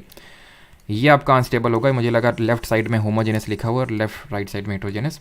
ये आपका अनस्टेबल होगा, ठीक है, ये आपका अनस्टेबल होगा और ये आपका स्टेबल होगा, ठीक है। तो अगर मैंने उसमें चीनी ढंग से नहीं मिलाई तो पहली बात तो होमोजेनियस नहीं है। मैं बात करूँ अपने ढंग से मिलाया है तो, या फिर चलो कोक ले लेते हैं, ठीक है। जो कोक लाते हो तुम ग्लास में रखा छोड़ो थोड़ी देर के लिए, क्या ऐसा होता है क्या कि उसमें नीचे कुछ जम जाता है, कुछ नीचे डिपॉजिट हो जाता है ना? लेकिन अगर फॉर एग्जांपल मैं मान लेता हूँ कि मैंने एक ऐसा सोल्यूशन हेट्रोजेनस बनाया जिसमें चीनी और नमक को डाला, उसमें ढंग से मिलाया नहीं, यानी उसके पार्टिकल हैं नीचे सेटल डाउन कर जाएंगे ना, हेट्रोजेनस मिक्सचर हुआ। या फिर जो मैंने सैंड को, मैंने रेती ली, मैंने रेती को मिला दिया, जल्दी स्टेयर कर दिया पानी में, थोड़ी देर रखा छोड़ दूंगा, वो सेटल डाउन कर जाएगा। तो इसलिए वो एक अनस्टेबल है, क्योंकि उसमें कोई चीज़ सेटल डाउन कर रही, अनस्टेबल है वो। स्टेबल धीरे धीरे स्टेबल बनेगा, ये पहले से स्टेबल है, ठीक है। और ध्यान रखना, अगर हेट्रोजेनस जो मिक्सचर है वो अगर सेटल डाउन प्रोसेस हो गया है तो वो भी लाइट को स्कैटर नहीं करेगा। समझे क्यों? रेती मैंने ली, रेती थोड़ी देर में छोड़ दिया, रेती नीचे सेटल डाउन कर गई, सैंड नीचे, अब ऊपर क्या पानी, अब पानी से मैं पास करवाऊंगा, स्कैटर ही नहीं होगी भाई। पानी तो मिक्सचर छोड़ो, वो तो प्योर सब्सटेंस है, लाइट स्कैटर नहीं होगी। वो तभी तक लाइट स्कैटर होगी जब तक उसमें पार्टिकल्स होंगे, तो वही तो स्कैटर कर रहे हैं लाइट को, ठीक। तो कोलाइडल आप समझ गए क्या है? कोलाइडल का एग्जांपल मिल्क हो गया या फिर स्टार्च सॉल्यूशन हो गया। स्टार्च सॉल्यूशन क्या होता है? हम लोगों ने बायोलॉजी में पढ़ा था कि जो फूड होता है इन दी प्लांट्स वो स्टार्च के फॉर्म में स्टोर्ड होता है, तो उसी का एक मिक्सचर होता है ये, ठीक है। Is that clear? यहाँ तक सभी को क्लियर है कि स्टेबिलिटी वाला कॉन्सेप्ट आई होप सभी को क्लियर हो गया होगा। स्टेबिलिटी का मतलब क्या होता है कि अगर चीज़ सेटल डाउन कर रही है दैट मीन्स वो अनस्टेबल है, और अगर नहीं कर रही है दैट मीन कि वो आपका स्टेबल है, ठीक। आगे बढ़ें अभी। अब आ जाते हैं concentration of solution. What is this concentration of solution, ये देखेंगे, और इसके बाद हमारा आखिरी टॉपिक होगा एंड दैट इज़ कि डिफरेंट मिक्सचर्स को अलग कैसे करते हैं। कंसेंट्रेशन ऑफ सोल्यूशन का मतलब क्या है? जैसे फॉर एग्जांपल मैं ले लेता हूँ कि नील, ठीक है, नील कपड़ों में नील की जाती है ना, ठीक है। तो मैंने 2 बीकर लिए या फिर 3 बीकर ले लिए, ठीक। मैंने इसमें मैंने सेम अमाउंट ऑफ वाटर लिया तीनों बीकर्स में, ठीक है, सेम अमाउंट ऑफ वाटर है। मैंने इसमें 1 ड्रॉप इंक डाली, ठीक। मैंने इसमें 2 ड्रॉप इंक डाली, मैंने इसमें 3 ड्रॉप डाली। किस में ज़्यादा इंटेंस कलर होगा? इसमें होगा। दूसरा एग्जांपल ले लो, इसमें 1 चम्मच चीनी डाली, इसमें 2 चम्मच चीनी डाली, इसमें 3 चम्मच चीनी डाली, कौन ज़्यादा मीठा होगा? थर्ड वाला। क्यों? इसलिए क्योंकि यहाँ पे थर्ड वाले में कंसेंट्रेशन ऑफ सल्यूट ज़्यादा है as compare to solvent. Sir solute और सॉल्वेंट क्या होता है? सल्यूट और सॉल्वेंट क्या होता है? तो किसी भी सोल्यूशन में, सोल्यूशन मतलब होमोजेनस मिक्सचर, सस्पेंशन मतलब हेट्रोजेनस मिक्सचर, ठीक। तो किसी भी सोल्यूशन के 2 कंपोनेंट होते हैं, एक तो वो जो चीज़ मिलाई जाती है, दूसरी वो जिसमें मिलाया जाता है, जो मिलाया जाता है और जिसमें मिलाया जाता है। तो 2 कंपोनेंट्स होते हैं सोल्यूशन के। जैसे ही मैंने पानी लिया, पानी में चीनी मिलाई किसमें? पानी में। तो जो चीनी हुई वो सॉल्यूट हुई, और जिसमें मिलाया यानी पानी वो सॉल्वेंट हुआ। इज दैट क्लियर कि सॉल्यूट क्या होता है और सॉल्वेंट क्या होता है? सॉल्यूट क्या होता है और सॉल्वेंट क्या होता है? तो हम ये बोल सकते हैं कि solvent is that component of solution that dissolves the solute, ठीक है। ये डेफिनेशन लिखने की ज़रूरत नहीं है मेरे हिसाब से, ठीक है। बस आपको समझना आना चाहिए कि सॉल्यूट क्या है, सॉल्वेंट क्या है। सॉल्यूट वो जो कम मात्रा में मिलाया जाता है, ज़्यादा चीज़ में जिस चीज़ में मिलाया जाता है that is called a solvent, ठीक। जैसे फॉर एग्जाम्पल, अब यहाँ पे जो एग्जाम्पल लिख रहा हूँ ये बहुत इंपॉर्टेंट है। Tincture of iodine. Tincture of iodine एक एंटीसेप्टिक होता है। जो लोग PYQ सीरीज़ को फॉलो किए होंगे उन लोगों को इससे अवगत होंगे। कि टिंचर ऑफ आयोडीन मैं आपको कई बार बता चुका हूँ। टिंचर ऑफ आयोडीन होता क्या है, ये एक तरह का एंटीसेप्टिक होता है, ठीक है, एंटीसेप्टिक के तौर पे इसको यूज़ करते हैं। और ये होती क्या चीज़ है, ये एक सोल्यूशन होता है। किसका सोल्यूशन, सोल्यूशन ऑफ आयोडीन, ठीक है, solution of iodine in alcohol, alcohol में आयोडीन का सोल्यूशन। तो यहाँ पे सल्यूट क्या हुआ और सॉल्वेंट क्या हुआ, ये सल्यूट हो जाएगा आपका और ये क्या हो जाएगा आपका, सॉल्वेंट हो जाएगा जिसमें मिलाया जा रहा है। ध्यान रखिएगा ये आपका टिंचर ऑफ आयोडीन क्या होता है, very important. Solution of iodine in alcohol is known as tincture of iodine, ठीक है। जैसे कि यहाँ पे मैं ले सकता हूँ और भी कुछ, जैसे कि वही शुगर वाटर भी आप ले सकते हो, ठीक है, बट ये वाला एग्जाम्पल याद रखना, ये इंपॉर्टेंट है। यहाँ पे न्यूमेरिकल वैसे पूछा तो नहीं है, अगर पूछ लेते आपसे कभी न्यूमेरिकल तो मैं आपको बता रहा हूँ किस तरह से आपको करना है। अगर कभी न्यूमेरिकल इससे पूछ ले तो बहुत आसान होता है। मास बाई या फिर कंसंट्रेशन ऑफ, अगर मुझे निकालना होता है, चलो मैं यहाँ पे लिखता हूँ, अगर मुझे निकालना है कंसंट्रेशन ऑफ सोल्यूशन, ठीक है। अच्छा सैचुरेटेड सोल्यूशन क्या होगा, सैचुरेटेड सोल्यूशन क्या होगा, जैसे मान लो कि सैचुरेटेड सोल्यूशन क्या होगा, जैसे कि ये मैंने लिया पानी, ठीक है, पानी में एक चीनी चम्मच डाली, एक चीनी चम्मच नहीं, एक चम्मच चीनी डाली, ठीक है, एक चम्मच चीनी डाली, 2 चम्मच डाली, एक बोरा लेके आए, बोरा का बोरा डाल दूंगा, सब थोड़ी ना घोल लेगा, एक कैपेसिटी है ना उसकी। उसी तरह जिस तरह की तुम्हारी एक कैपेसिटी है, मैं तुमसे बोलूँ 5 घंटे कल क्लास ली थी, तुम पढ़ पाए, बिल्कुल पढ़ पाए 5 घंटे, मैं बोलूँ 8 घंटे, तो ट्राई करेंगे 12 घंटे। सर अब आपने बोल दिया तो ठीक है, अब जैसा भी है, जैसा भी मैनेज करेंगे, लेकिन करेंगे 24 घंटे। फिर आप क्या बोलेंगे, पगला गए क्या सर, इतनी क्षमता ना है हम में। तो आपकी क्षमता से बाहर का काम हो गया, यानी आप सैचुरेशन लेवल पहुंच गए। तो सैचुरेटेड सॉल्यूशन वो होता है which is unable to dissolve any more amount of solute in it, is called a saturated solution. Is that clear. Concentrated solution क्या है, जिसमें सल्यूट की मात्रा ज़्यादा है, ठीक है। कंसंट्रेटेड सॉल्यूशन वो है जिसमें कि, ठीक है, ये डेफिनेशन आई होप लिखने की ज़रूरत नहीं है, आपको पता है सारी चीज़ें, मतलब नहीं पता है तो ये आपको चीज़ें बता रहा हूँ, अगर आ जाती हैं तो। सैचुरेटेड ये है कि no more solute can be dissolve, no more solute can be dissolved, ठीक है। कंसंट्रेशन क्या होता है, कंसंट्रेटेड सॉल्यूशन क्या होता है, कंसंट्रेटेड सॉल्यूशन वो होता है जहाँ पे सल्यूट की मात्रा ज़्यादा है, सॉल्वेंट की मात्रा कम है, और इसी का उल्टा हो जाएगा डाइल्यूट सॉल्यूशन। डाइल्यूट सॉल्यूशन वो होता है जहाँ पे सॉल्वेंट यानी जिस चीज़ में जिसको मिलाया जा रहा है वो ज़्यादा है एज़ कम्पेयर टू सॉल्यूट, ठीक है। ये चीज़ आपको पता है। अब यहाँ पे मैं जिस न्यूमेरिकल की बात कर रहा था उसका यहाँ पे मैं फॉर्मूला लिखता हूँ, और तब तक आप ये क्वेश्चन का आंसर बताएंगे। हाँ, कि जो हमारा कोलाइडल है ये क्या टिंडल इफेक्ट दिखाएगा या नहीं दिखाएगा, क्या ये टिंडल इफेक्ट दिखाएगा या नहीं दिखाएगा, या तो एक सेकंड स्लाइड यहाँ पे क्रिएट कर लेते हैं, ठीक है।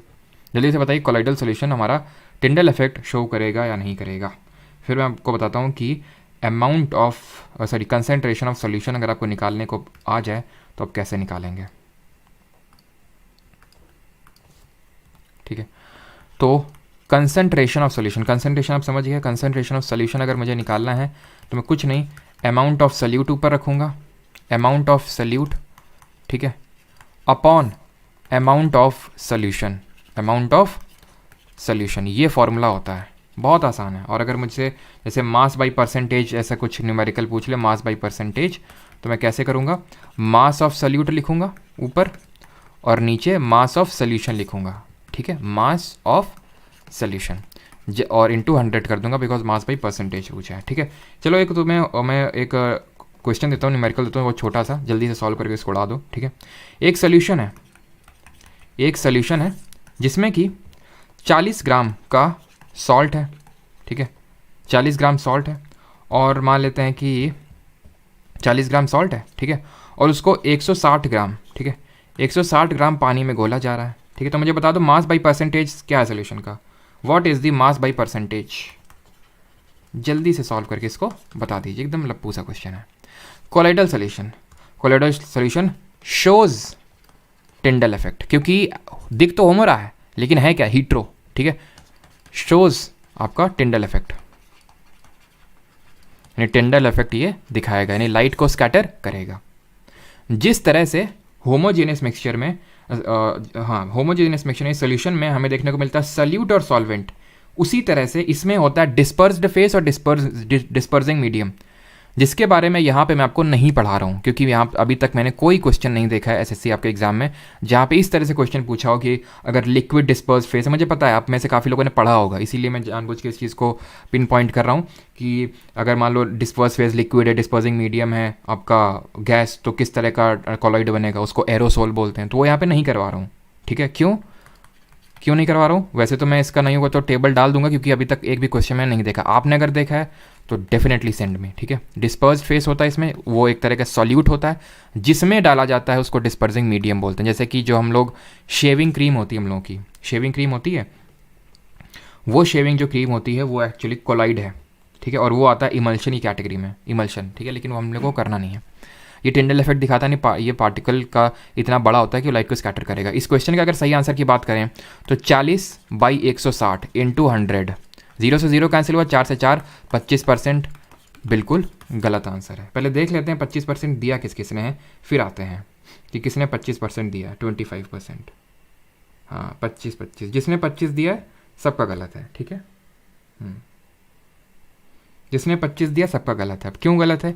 अब मैंने बोल दिया तुमसे लप्पू सा क्वेश्चन है, वो तो मैंने जानबूझ के बोला था तुमसे, ताकि तुम और ज़्यादा हल्के में लो इसको। यहाँ पे क्या लिखा हुआ है, फॉर्मूला क्या वाला, मास ऑफ सल्यूट। सल्यूट क्या है यहाँ पे, सॉल्ट है, ऊपर रख दिया, बहुत सही काम किया तुमने, कोई गलती नहीं। नीचे है मास ऑफ सोल्यूशन। सोल्यूशन क्या होता है? सोल्यूशन होता है सल्यूट प्लस सॉल्वेंट। सोल्यूशन होता है सॉल्यूट प्लस सॉल्वेंट। ये सॉल्यूट है, ये सॉल्वेंट है। नीचे फॉर्मूले में सॉल्वेंट थोड़ी ना है, सॉल्यूशन है। तो ऊपर तो तुमने सॉल्यूट रख दिया 40, लेकिन नीचे सॉल्यूशन रखोगे which is solute plus solvent, समझे? तो अब इसका आंसर क्या हुआ, 40/200 इंटू 100, ठीक है। 20%, 20% इसका सही आंसर होगा, ठीक। सब लप्पू बन गए। लप्पू नहीं बन गया, वही है कि यहाँ पे आपने वो चीज़ को मैंने पिन पॉइंट कर दिया, तो अगर क्वेश्चन आ गया तो आप गलत नहीं करेंगे अभी, ठीक है। Now coming on to the final topic of today's class, and that is separation of components of a mixture. जो मिक्सचर है, जैसे जो हमारा मान लेते हैं हीट्रोजीनियस मिक्सचर है, उसको तो सेपरेट करना बड़ा आसान होता है। बट अगर मैं होमोजीनियस मिक्सचर की अगर बात करूँ तो फिजिकल प्रोसेस तो सेपरेट हो ही नहीं सकते हैं, तो फिर कैसे सेपरेट करेंगे? तो उसके लिए मैं डिफरेंट टेक्निक्स का यूज़ करना पड़ेगा। जैसे कि अब यहाँ पे जो मैंने यहाँ पे एग्जाम्पल लिख रखे हैं, ये 3, ये 2 और ये आखिरी में 1, ठीक है। ये एग्जाम्पल इसी तरह से आपसे पूछेगा जो यहाँ पे मैंने लिख रखे हैं, ठीक। सबसे पहला है डाई फ्रॉम इंक। इंक क्या होती है? इंक होती है पानी में डाई। पानी में डाई मतलब जैसे कि स्याही बोलते हैं ना इनको, तो स्याही क्या लिक्विड फॉर्म में होती है ना, जैसे कि आप लोग इंक यूज़ किए होंगे ना, इंक वाले पेन आपने यूज़ किए होंगे ना।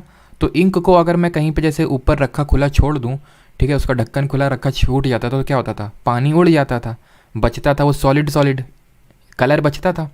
ये तो होता था, है कि नहीं? तो यानी कि आपका वाटर जो है वो इवेपोरेट हो जाता था, ठीक है। वाटर आपका इवेपोरेट हो जाता था और सिर्फ सॉलिड कंपोनेंट बचता था। जो सॉलिड कंपोनेंट होता था वो डाई होता था, यानी डाई, ये जो इंक है वो सॉल्यूशन होता था, जिसमें डाई सॉल्यूट होता था और वाटर सॉल्वेंट होता था। तो करवा दो इवेपोरेट, दिक्कत क्या है फिर? तो ये इवेपोरेशन से सेपरेट हो जाएगा, ठीक, क्लियर। था क्या, होमोजीनियस था, क्योंकि हम बता नहीं पा रहे थे वाटर का ये डाई का है ना, और होमोजीनियस का वो था, होमोजीनियस था। इवेपोरेशन किया, पानी उड़ गया, डाई बच गई। अब जो डाई बच गई उसमें डिफरेंट कलर्स होते हैं, अगर आपको नहीं पता तो उसमें मल्टीपल कलर्स होते हैं, सिर्फ एक कलर नहीं होता है। अब उन डिफरेंट कलर्स को अगर सेपरेट करना तो एक यूज़ करते हैं टेक्निक क्रोमैटोग्राफी। क्रोमैटोग्राफी याद कैसे रखेंगे, कंफ्यूज कैसे नहीं होंगे कि डाई फ्रॉम इंक पूछेगा तो इवेपोरेशन, और डिफरेंट कलर्स ऑफ डाई पूछेगा तो chromatography. Different colours of dye को सेपरेट करना है, कलर्स। क्रोमा का मतलब क्या होता है, कलर। क्रोमा का मतलब होता है ना कलर, खत्म। क्रीम फ्रॉम मिल्क करना है, ये तो आपकी मम्मी अक्सर करती हैं, आपने भी हो सकता है कभी किया, उसका एक्सपीरियंस देखा तो होगा ही कम से कम। क्या, घुमा दो इसको, जैसे ऐसे होता है ना, जैसे ऐसे होता है हमारा बटर मिल्क, छाछ होता है, तो उसमें ऐसे बोलो, वो क्या बोलते हैं उसको, ठीक है, और काट काट काट काट ऐसे करो तो मिल्क आपका मतलब कि जो बटर है वो अलग हो जाएगा, और वो जो छाछ है वो अलग हो जाएगा, यानी कि जो बटर मिल्क जिसको बोलते हैं, है ना, उससे पूरे से क्रीम अलग हो जाएगी और मिल्क अलग, बटर अलग हो जाएगा और दूध अलग, वो बटर मिल्क अलग हो जाएगा आपका, छाछ।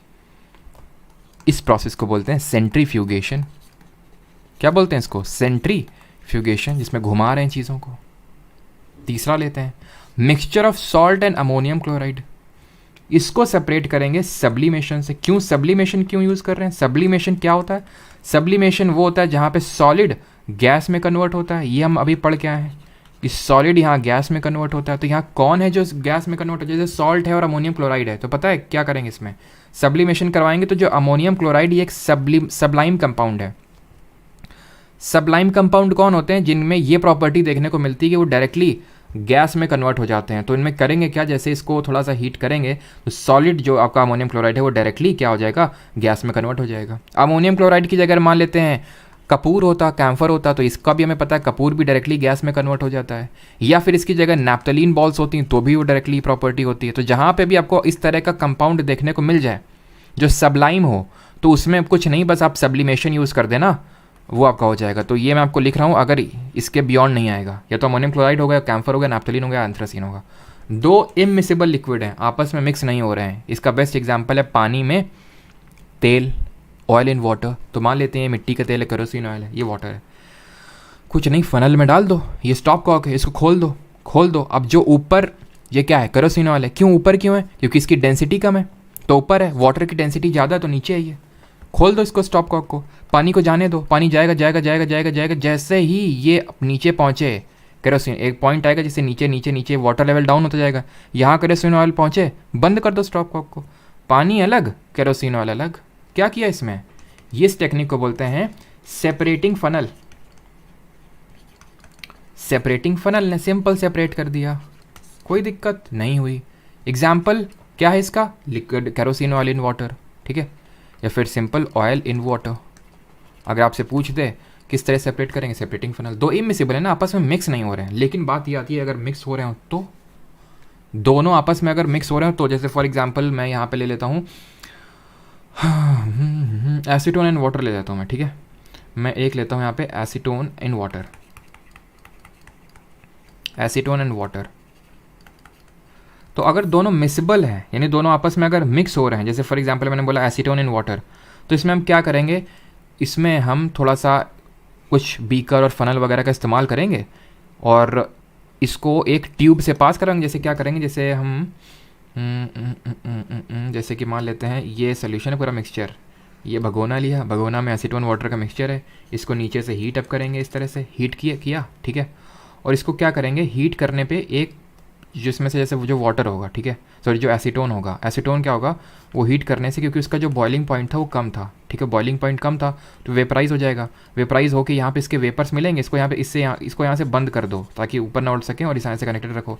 इसके वेपर यहाँ से आ जाएंगे यहाँ के थ्रू, और इसको अलग कर लो यहाँ पे, ये मिल गया एसीटोन, और वहाँ बच गया वाटर। इस पूरी टेक्निक को जो यहाँ पे मैंने अपनी बहुत ही सुंदर ड्राइंग से आपको दर्शाया है, that is called as distillation. इसको बोलते हैं डिस्टिलेशन, ठीक है। लेकिन अगर ये दो मिक्सिबल लिक्विड ऐसे होते हैं जिनके बीच में एक बहुत ज़्यादा बॉइलिंग पॉइंट में डिफरेंस ना होता, मतलब अगर मैंने हीट किया, दोनों ही वेपर में कन्वर्ट हो गए, तो क्या करते? पता चला लो दोनों ही आ गए यहाँ पे तो क्या करते हैं फिर? तो फिर हम वहाँ पे यूज़ करते हैं फ्रैक्शनल डिस्टिलेशन का। तो ध्यान से देखो, ठीक है, ध्यान से यहाँ पे देखो कि किस तरह से एसीटोन एंड वाटर जो था उसमें हमने डिस्टिलेशन का यूज़ किया। क्यों? क्योंकि यहाँ पे बॉइलिंग पॉइंट में डिफरेंस था, सिग्निफिकेंट डिफरेंस था, ठीक है, बॉइलिंग पॉइंट में सिग्निफिकेंट। अब क्या चीज़ को सिग्निफिकेंट बोलेंगे? कितने कोई इसकी वैल्यू है क्या? हाँ, 25 केल्विन। 25 केल्विन से ज़्यादा का बॉइलिंग पॉइंट का डिफरेंस होगा तो distillation. But if boiling point का जो डिफरेंस 25 केल्विन से कम होगा, if boiling point difference less than 25 kelvin, less than 25 kelvin, तो वहाँ पे यूज़ करेंगे फ्रैक्शनल डिस्टिलेशन का। Fractional distillation. Example air. Air जो है ना, उसके अगर डिफरेंट कॉन्स्टिट्यूएंट्स में हमें इसको सेपरेट करना है तो we have to use what? This fractional distillation. एक और होता है क्रिस्टलाइजेशन, जहाँ हमें क्रिस्टल्स वगैरह चाहिए होते हैं, जैसे कि मान लेते हैं कोई कॉपर सल्फेट वगैरह, इन सब के क्रिस्टल्स चाहिए होते हैं, तो वहाँ पे हम क्रिस्टलाइजेशन का यूज़ कर लेते हैं, but that is not that much important, तो उसको हम स्किप कर सकते हैं। और यहाँ पे मैंने आपको एक क्रोमेटोग्राफी टेक्निक बताई हुई। क्रोमेटोग्राफी को हम यूज़ करते हैं और भी कुछ यहाँ पे एग्जांपल्स नोट कर लो, जैसे कि कलर्स इन डाई तो मैंने आपको बता दिया। एक होता है pigment of natural colours, pigment को अलग करना है फ्रॉम नेचुरल कलर्स। और एक और यहाँ पे नोट करना, एंड दैट इज़ क्रोमेटोग्राफी से अलग करते हैं ड्रग्स फ्रॉम ब्लड। अगर ब्लड में ड्रग्स हैं तो उसको अगर अलग करना है तो क्रोमेटोग्राफी का यूज़ करते हैं टेक्निक का, ठीक है, इसको याद रखना। और क्रिस्टलाइजेशन मैंने बता दिया, उतना इंपॉर्टेंट नहीं है, ठीक।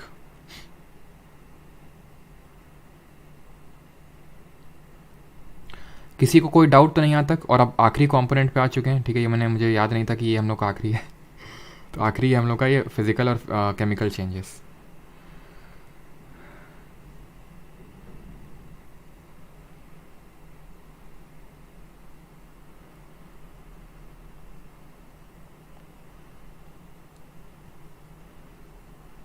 सर आपकी और मेरी ड्राइंग बहुत पिकासो।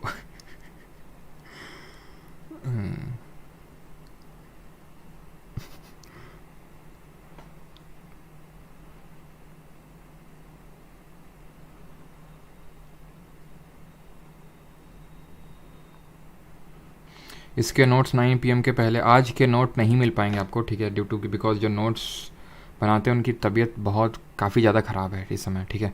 तो शायद आपको दूसरे तरह के नोट मिलेंगे अगर कोई नोट्स बनाते हैं, तो मैं देखता हूँ, ठीक है।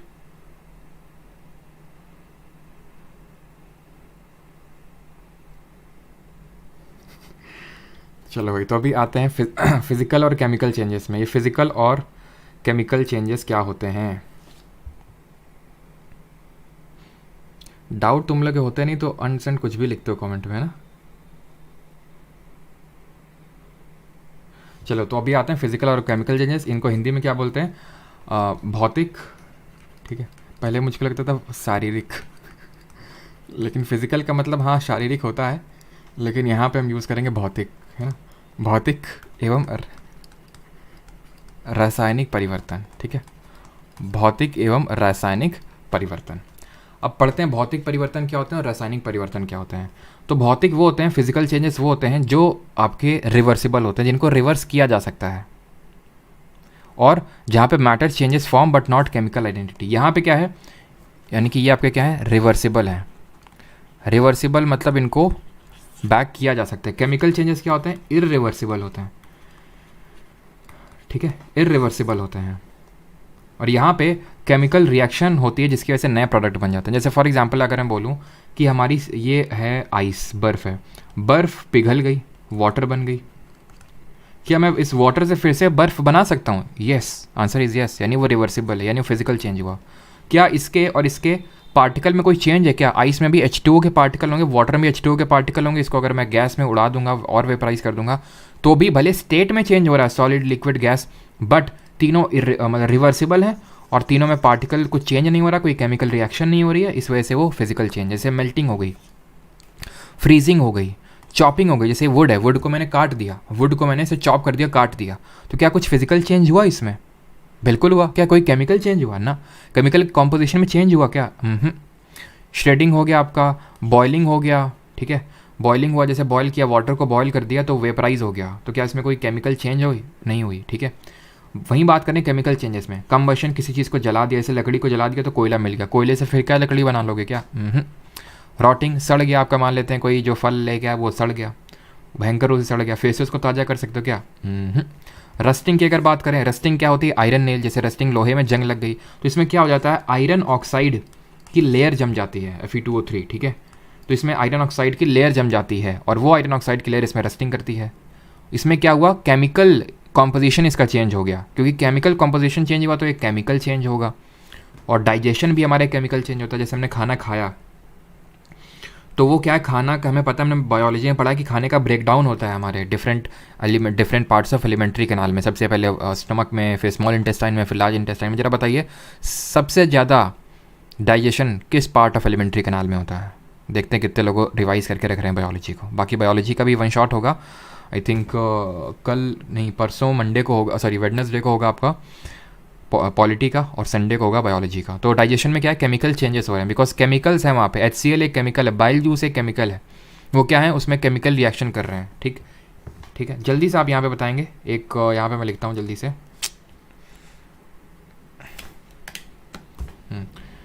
Burning of candle, burning of candle बताइए जल्दी से। फिर दूसरा एग्जाम्पल है, दूसरा एग्जाम्पल है आपका कटिंग ऑफ फ्रूट्स। ये कौन सा एग्जाम्पल होगा? ठीक है, मिल्क, मिल्क टर्निंग सोर, या फिर मिल्क टर्निंग सोर यानी खट्टा हो गया, फिर मिल्क टर्निंग इनटू कर्ड, दूध को दही बना दिया। 3 एग्जाम्पल्स के बताइए आंसर क्या होंगे। मिल्क टर्निंग फ्रॉम कर्ड, दूध को दही बना दिया। बैक्टीरिया ने केमिकल चेंजेस कर दिए। इस दही को क्या दूध बना सकते हो फिर से? नो, केमिकल कॉम्पोजिशन में चेंज हुआ, केमिकल चेंज हुआ ये आपका। कटिंग ऑफ फ्रूट्स, फ्रूट्स में क्या आपने कोई केमिकल चेंज कर दिया क्या? बस उसको सिर्फ कट किया है, फिजिकली चेंज किया है, बस फिजिकल चेंज होगा आपका ये। बर्निंग ऑफ कैंडल, ये याद रखना, ये फिजिकल और केमिकल दोनों होता है, ये फिजिकल और केमिकल दोनों होता है। कैसे? कैंडल होती क्या है? कैंडल होती है आपकी, ये इसमें होती है वैक्स होती है, और वैक्स में एक इस तरह से धागा होता है। ठीक है, ये जो वैक्स है, इस वैक्स में तो फिजिकल चेंज हो रहा है, बिकॉज इसमें कोई केमिकल चेंज नहीं। वैक्स में इस जो मोम पिघल के नीचे गिर गई इस तरह से, इससे फिर से मैं पूरी ढंग से जैसे पहले थी वैसे बना सकता हूँ उसको फिजिकली, फिजिकल प्रोसेस से। बट ये जो आपका ये धागा चला ना, ये है आपका केमिकल चेंज, इसमें हुआ केमिकल चेंज। तो इसलिए ध्यान रखना, burning of candle is both a physical and chemical change. To summarise our lecture, हम लोगों ने क्या पढ़ा? मैटर क्या होता है, फॉर्म्स ऑफ मैटर पढ़े, 5 फॉर्म्स ऑफ मैटर पढ़े। सॉलिड में जिसमें कि फोर्स ऑफ अट्रैक्शन सबसे ज़्यादा होता है, मूवमेंट बिटवीन द पार्टिकल सबसे कम होता है, डेफिनेट शेप होता है। इसका कोई डेफिनेट शेप नहीं, इसका भी कोई डेफिनेट शेप नहीं। इसमें सबसे ज़्यादा काइनेटिक एनर्जी होगी बिटवीन द पार्टिकल, सबसे ज़्यादा स्पेस होगी, एंड सबसे कम फोर्स ऑफ अट्रैक्शन होगा बिटवीन द पार्टिकल। फिर हमारा फोर्थ स्टेट ऑफ मैटर था प्लाज्मा। प्लाज्मा क्या था? जब हम एक गैस को बहुत ज़्यादा हीट कर दें, उसको आयनाइज कर दें, तो प्लाज्मा में कन्वर्ट हो जाएगी। एब्सोल्यूट ज़ीरो में उसको अगर हम रीच करवा दें तो वो हमारा बोस आइंस्टाइन कंडेंसेट या फिर बोसॉन के पार्टिकल्स मिल जाएंगे। ठीक है, और उसको सबसे 1924 में बोस और सत्येंद्रनाथ बोस और आइंस्टाइन जी ने कॉन्सेप्ट रखा था। 1955 में हमारे क्या नाम था इनका, क्रॉनियम करके क्या नाम था। ठीक है, तो इन्होंने रुबीडियम के जो एटम्स रुबीडियम 87, कॉर्नवेल, ठीक है, कॉर्नवेल जी ने इनको एक्चुअल में लेबोरेटरी में किया, जिसके वजह से 2001 में इनको नोबेल प्राइज़ मिला। इस मैटर को हमने 2 कैटेगरी में क्लासीफाई किया, प्योर सब्सटेंस और मिक्सचर्स। प्योर सब्सटेंस वो है जिसमें सिर्फ एक ही टाइप के पार्टिकल देखने को मिलते हैं। मिक्सचर में एक से ज़्यादा टाइप ऑफ पार्टिकल देखने को मिलते हैं। वो पार्टिकल में अगर सिर्फ एक ही टाइप के एटम है, उसको फर्दर ब्रेक नहीं कर सकते हैं एलिमेंट, उसमें एक से ज़्यादा टाइप ऑफ एटम, जैसे H2O हाइड्रोजन के भी एटम है और ऑक्सीजन के भी। ठीक है, तो उसको हम बोलते हैं कंपाउंड। ठीक, अगर हम बात जैसे शुगर, शुगर क्या है? कार्बन भी है, हाइड्रोजन भी है, ठीक है, C6H12O6 ऑक्सीजन भी है, तो इस तरह से शुगर है। ठीक है, सॉल्ट में क्या Na की भी है, Cl के भी है, इसको Na और Cl में बांट सकते हैं। NaCl क्या हुआ? प्योर सब्सटेंस हुआ। ठीक है, बट उसको NaCl में कर सकते हैं, बट NaCl को फिजिकली हम सेपरेट नहीं कर सकते हैं। बाकी अगर बात करें मिक्सचर, मिक्सचर में क्या होता है? डिफरेंट तरह के पार्टिकल होते हैं, लेकिन उन डिफरेंट तरह पार्टिकल अगर यूनिफॉर्मली डिस्ट्रीब्यूटेड हैं थ्रू आउट द मिक्सचर में, यूनिफॉर्मली डिस्ट्रीब्यूटेड हैं। याद कर लो लेमोनेड को, पहला घूंट, या फिर आप कोक को याद कर लो, पहला घूंट और आखिरी घूंट same taste, uniform composition. Heterogeneous, non uniform composition. Homogeneous क्या होता है? पार्टिकल साइज बहुत कम होता है। हेट्रोजेनस पार्टिकल साइज 10 नैनोमीटर से ज़्यादा, यहाँ पे 1 नैनोमीटर से कम। होमोजेनस स्टेबल होते हैं, ये अनस्टेबल होते हैं, ये लाइट स्कैटर नहीं करते हैं, टिंडल इफेक्ट नहीं दिखाते हैं, ये लाइट को स्कैटर करते हैं क्योंकि पार्टिकल साइज बड़ा होता है। होमोजेनस की अगर बात करें एग्जांपल हो जाएंगे sugar in water, salt in water, sulphur in carbon disulphide, water in alcohol. ठीक है, और इसी में आपका आ जाएगा टिंक्चर ऑफ आयोडीन। ठीक है, टिंक्चर ऑफ आयोडीन, ये सब इसी के टाइप हैं। Sand and salt, sugar and salt, water in oil, ये सब क्या है? मिक्सचर, हमारे हेट्रोजेनस मिक्सचर है। फिर हमने देखा था किस तरह हमने डिफरेंट तरह से सेपरेट करते हैं मिक्सचर को। अगर जैसे कि हमें बात करें, जैसे कि इंक है, उसको इंक से डाई अलग करनी, इवापोरेशन, डाई के डिफरेंट कलर्स को अलग करना है। क्रोमेटोग्राफी, क्रोमेटोग्राफी में और कहाँ यूज़ कर रहे थे? उसको हम यूज़ कर रहे थे ड्रग्स फ्रॉम ब्लड या फिर पिगमेंट फ्रॉम नेचुरल कलर, उसको सेपरेट करने के लिए यूज़ कर रहे थे। फिर हमने पढ़ा था कि दो अगर इमिसिबल लिक्विड, या फिर उसके बाद हमने पढ़ा था milk, cream from milk, centrifugation. फिर हमने पढ़ा था अमोनियम क्लोराइड एंड सॉल्ट का जो मिक्सचर है, सब्लिमेशन, बिकॉज वहाँ पे अमोनियम क्लोराइड सब्लाइम है, एंथ्रासीन भी सब्लाइम होता है, कैम्फर भी सब्लाइम होता है, ठीक है, नैप्थलीन भी सब्लाइम होता है, तो वो उसको हम वहाँ पे सब्लिमेशन का यूज़ करेंगे। फिर जहाँ पे सॉलिड डायरेक्टली गैस में कन्वर्ट हो रहा है। फिर हमने पढ़ा था 2 इमिसिबल लिक्विड था, सेपरेटिंग फनल टेक्निक का यूज़ किया था। दो मिसिबल लिक्विड हैं तो हमने या तो डिस्टिलेशन या तो फ्रैक्शनल डिस्टिलेशन। डिस्टिलेशन का तब यूज़ करेंगे जैसे अगर हम बात करें एसीटोन इन वाटर, जहाँ पे फ्रैक्शनल जो बॉइलिंग पॉइंट का डिफरेंस है वो 25 केल्विन से ज़्यादा है, 25 केल्विन का कम का डिफरेंस है, तो there we will use fractional distillation. और क्रिस्टलाइजेशन उतना इंपॉर्टेंट नहीं था, जैसे कि अगर कभी पूछ ले कॉपर सल्फेट के क्रिस्टल से किस तरह से अलग करेंगे तो क्रिस्टलाइजेशन से अलग करेंगे। ख़त्म हो गया था टॉपिक। और अब हम करेंगे क्वेश्चन इसके। ठीक, क्वेश्चन पे आते हैं। क्वेश्चन जल्दी से अटेम्प्ट करते हैं। और कल हम लोग का टॉपिक रहेगा एटम्स। ठीक है, कल हम लोग टॉपिक देखेंगे एटम्स। ठीक है, पहला क्वेश्चन करिए। विच of the following is the fifth state of matter. MTS में क्वेश्चन पूछा गया, निम्नलिखित में से कौन सा पदार्थ की पांचवी अवस्था है।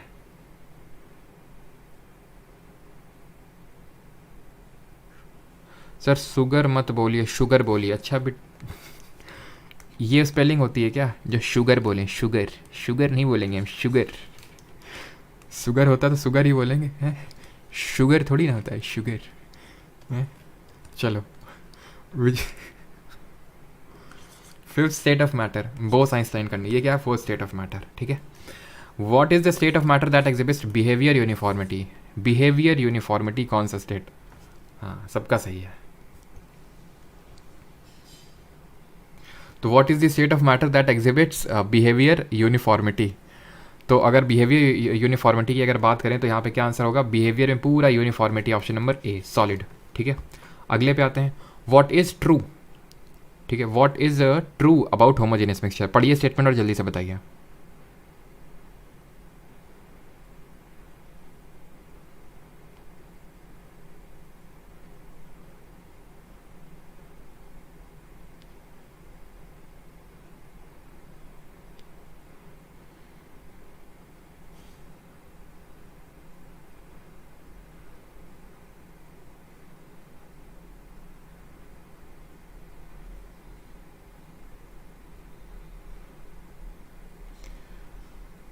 चलिए, तो what is true about homogeneous mixture, सजातीय मिश्रण के बारे में।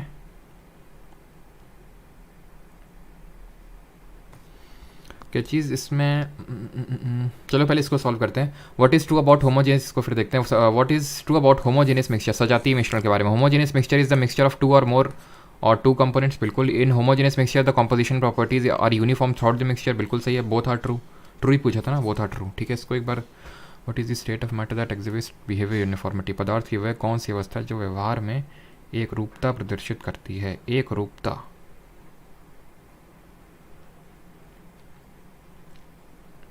हाँ, यहाँ पे आंसर गैस होगा। ठीक है, सॉलिड सॉलिड भी करते हैं, बट सबसे ज़्यादा अगर यहाँ पे बात करें, ठीक है, सबसे अगर ज़्यादा बात करें तो आंसर ये होगा।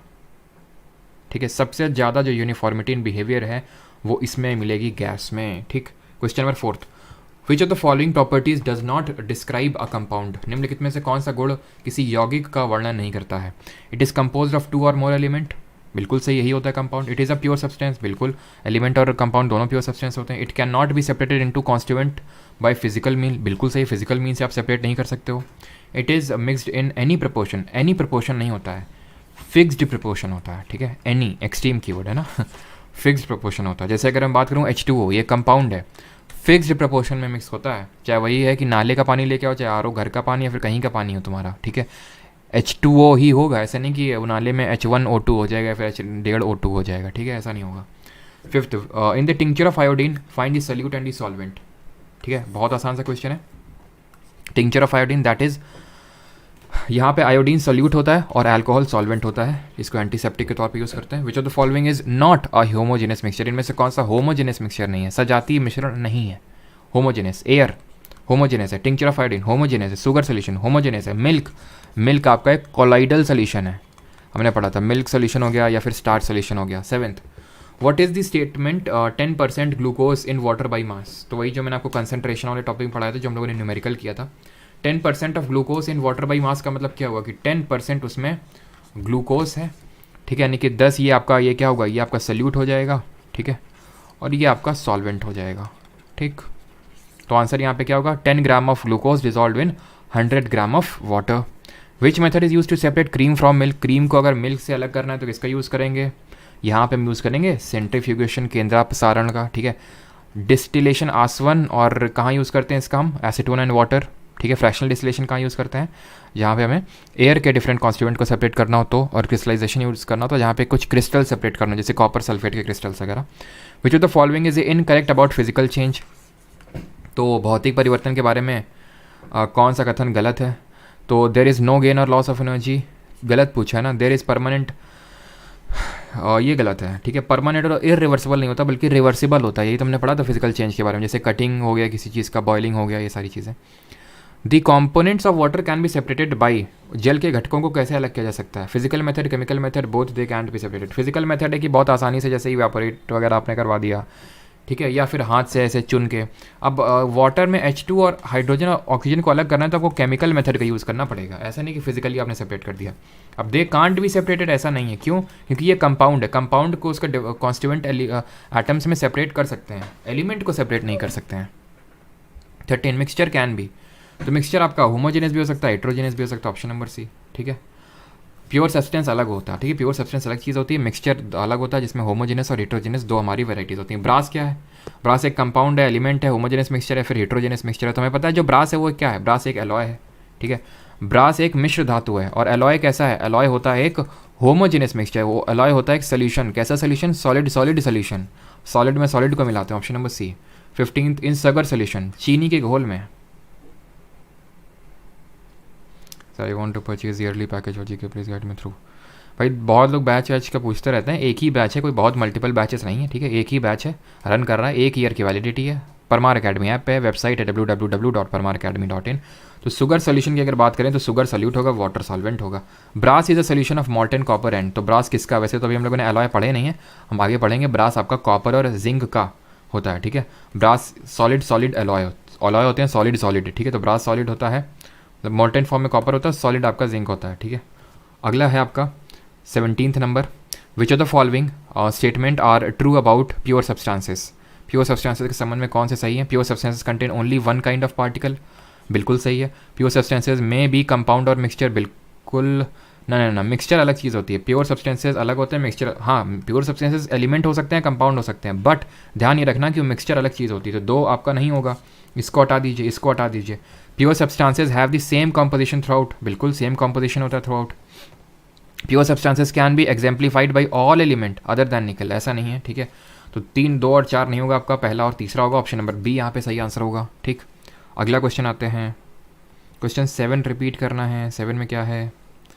7 में क्या, ये तो अभी मैंने बताया था ना कि मास ऑफ सल्यूट, ठीक है, mass of solute upon mass of solution, वही चीज़ तो है। 10% ग्लूकोज और इन वाटर का मतलब है कि 10 ग्राम अगर ग्लूकोज है तो 100 ग्राम उसमें क्या है? वाटर है, इसका मतलब ये होता है, ठीक है। अगला क्वेश्चन है हमारा question number 19th, which of the following are homogeneous in nature? Homogeneous कौन से नेचर में? Homogeneous ice, wood, soil, air है हमारी, सॉयल हीट्रोजेनस है, तो ये तो हो नहीं सकता है, ठीक है। तीसरा गया यहाँ से भी तीसरा गया, चौथा अपने आप हो गया। दूसरे और पहले में कौन होगा? दूसरे और पहले में दूसरा होगा। सर आइस में होमोजेनस नहीं हो सकता है क्या? आइस हीट्रोजेनस होता है क्या? आइस ना तो होमोजेनस होता है ना तो हीट्रोजेनस होता है, आइस प्योर सब्सटेंस होता है। कि आइस में आपको H2O के अलावा कुछ क्रिस्टल देखने को मिलेंगे। आइसक्रीम मिक्सचर है, आइसक्रीम तो मिक्सचर है, ठीक है, बट आइस आपकी प्योर सब्सटेंस है, बिकॉज इसमें H2O के अलावा आपको कोई और क्रिस्टल्स देखने को नहीं मिलेंगे, तो प्योर सब्सटेंस है। होमोजेनस तो मिक्सचर होता है, तो 2 और 4 आंसर होगा, ऑप्शन नंबर बी, ठीक है। अगले क्वेश्चन पे आते हैं, blood and sea water are, blood and sea water are, बताइए जल्दी से। Both are mixture, both are compound, और जो भी आपके ऑप्शन था जल्दी से बताइए।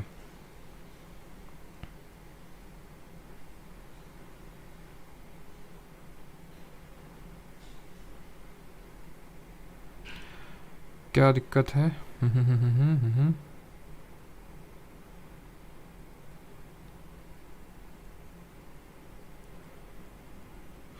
नहीं, उसमें वही होगा, ठीक है। 10 ग्राम ग्लूकोज का जो 10% का मतलब, उसका मतलब यही 10 ग्राम ग्लूकोज में 100 ग्राम वाटर में 10% आपका ग्लूकोज है, ठीक है, वही आपका होगा इसका आंसर। चलो, तो blood and sea water, blood और सी वाटर दोनों ही हीट्रोजेनस मिक्सचर है। कहाँ है? बोथ आर मिक्सचर, वो तो बात सही है, both are compound, both is blood is a mixture whether ना, ठीक है। और किस तरह के मिक्सचर हैं, हीट्रोजेनस हैं, ठीक है। हम लोगों ने पढ़ा ये दोनों हीट्रो हैं, ठीक है, हीट्रोजेनस मिक्सचर है दोनों, ठीक है। इन आज water sugar solution, water sugar solution क्या है, वाटर शुगर सोल्यूशन में बहुत आसान से वाटर सॉल्वेंट होगा, शुगर सॉल्यूट होगा, ठीक है। Which of the following are chemical changes, निम्नलिखित में से कौन रासायनिक परिवर्तन है, decaying wood, burning of wood, sawing of wood, hammering of nail into a piece of wood, इनमें से कौन सा केमिकल चेंजेस हैं, रासायनिक परिवर्तन है। डिके हो रही है वुड, धीरे धीरे डिके हो रही है, केमिकल चेंजेस होगा, बिकॉज केमिकली चेंज हो रही है, वो काट नहीं रहे हैं, बर्न कर रहे हैं वुड को, केमिकल चेंज है, ठीक है। सॉइंग ऑफ वुड मतलब लकड़ी काट रहे हैं, लकड़ी काट रहे हैं तो फिजिकल चेंज होगा, तो थर्ड तो नहीं होगा, थर्ड नहीं होगा तो आप तुरंत एलिमिनेट कर दो ऑप्शन को, ये हट गया, ये हट गया, ठीक है।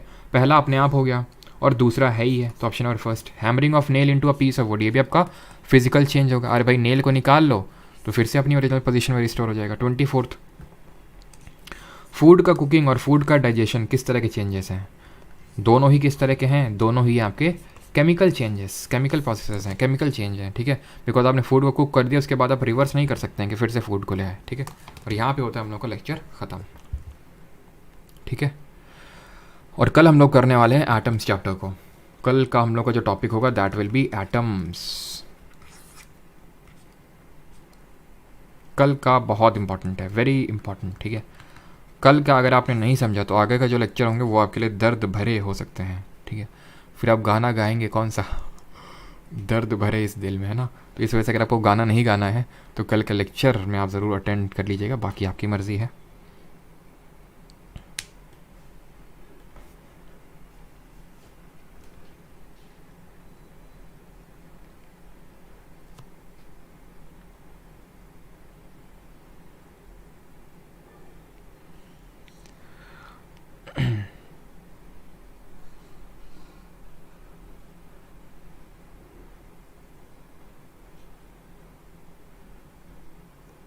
नहीं, कोक जो आप बोल रहे हैं ना, कोक जैसे कोला वगैरह जो हम लाते हैं वो होमोजेनियस मिक्सचर होता है, ठीक है, वो होमोजेनियस मिक्सचर होता है। कुछ होती हैं मतलब उनको देखो, या तो कोलाइड कैटेगरी में भी रख सकते हैं, वो आपसे पूछेंगे, या दोनों नहीं होंगे, बिकॉज कहीं कहीं पे आप देखो कि सॉफ्ट ड्रिंक जैसे कि उसको कोलाइडी बोलते हैं, कहीं होमोजेनियस मिक्सचर बोलते हैं, तो बट यूजुअली वो सॉफ्ट ड्रिंक जो है आपकी वो उसको मेरे अकॉर्डिंग होमोजेनियस मिक्सचर कैटेगरी में रखना ही ज़्यादा सही है, ठीक है। बाकी जैसे कि मैंने जैसे कि मैंने आपको वो ये मिल्क बताया, ठीक है, स्टार्च सोल्यूशन, ये सब आपके कोलाइड होते हैं, ठीक है। जैसे कुछ कुछ होते हैं, जैसे ब्लड है, ब्लड आपका हिट्रोजेनस मिक्सचर है, कहीं कहीं देख लोगे तो हो सकता है कोलाइडी कैटेगरी में भी रख दें, ठीक है। तो वो इस तरह के जो बहुत ज़्यादा डिस्प्यूटेड होते हैं तो ये तो पूछता नहीं है, तो दोनों वाले ऑप्शन मतलब दोनों ऑप्शन में होता नहीं है। और एक चीज़ ध्यान रखना कि जो आपके होमोजेनस होते हैं, ठीक है, जो होमोजेनस मिक्सचर होते हैं उनको सोल्यूशन तो बोलते हैं, लेकिन अगर कहीं ट्रू सोल्यूशन लिख दें, ट्रू सोल्यूशन, तो कंफ्यूज मत हो जाना, वही होते हैं ट्रू सोल्यूशन, ठीक है, वही आपके ट्रू सोल्यूशन भी होते हैं। थैंक यू भाई, थैंक यू सभी को।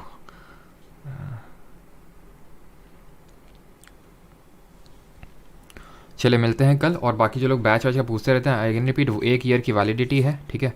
परमार अकेडमी ऐप या फिर www.parmaracademy.in ये वेबसाइट है। बाकी अगर आपको जानना है, कुछ और जानना है, इसके अलावा कुछ जानना है, तो आप एक नंबर दे रहा हूँ मैं, ठीक है, इंक्वायरी नंबर है, वो कॉल वॉल नहीं लगेगा। व्हाट्सएप पे आप इसको व्हाट्सएप कर सकते हैं इस नंबर पे, एंड द नंबर इज़, एक सेकेंड, अगेन रिपीट, ये मेरा नंबर नहीं है, ठीक है। सोचो अगर मेरा होता तो मैं तुरंत लिख दिया होता इसको, है ना, 286428, ठीक है। इस नंबर पे भेज सकते हैं, ठीक है, नॉट दी पर्सनल नंबर। तो इस वजह से आप ये मत एक्सपेक्ट करिए कि आपको एक क्वेरी भेजेंगे तो वो आंसर हो जाएगी, ठीक है। Not the personal number, only WhatsApp, ठीक है, ओनली व्हाट्सएप। चलिए धन्यवाद सभी को, मिलते हैं कल एटम्स वाले लेक्चर में, थैंक यू।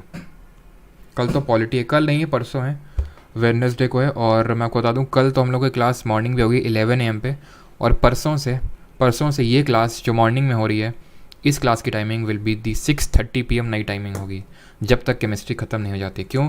क्योंकि हमें वन शॉट जो लेक्चर्स हैं वो मॉर्निंग के टाइम पे हुआ करेंगे 9 बजे। तो 9 बजे अगर वो होंगे तो फिर ये नहीं हो पाएगा सुबह, तो शाम के टाइम होगा, ठीक है। अब मुझे पता है कुछ लोग बोलेंगे तो इसको सुबह रख दो, वन शॉट को शाम को, तो वन शॉट शाम में हो नहीं पाएगा, ठीक है, वो मॉर्निंग में ही रहेगा, बिकॉज मॉर्निंग में थोड़ी सी एनर्जी ज़्यादा रहती है मेरी, ठीक है। तो मॉर्निंग में क्योंकि थोड़े से लंबे लेक्चर्स होते हैं, इसलिए मॉर्निंग में वो होंगे और इवनिंग में ये होंगे। कल तो इसी टाइम पे होगी 11 AM पे, बाकी परसों से आपका ये इवनिंग में क्लास शिफ्ट हो जाएगा 6 PM पे, ऑलराइट, सॉरी 6:30 PM पे। 7th में क्या दिक्कत है भाई? 7th में क्या दिक्कत है? 7th में क्या दिक्कत है? क्या दिक्कत है? 10 ग्राम ग्लूकोज 100 ग्राम वाटर, इसमें क्या दिक्कत है?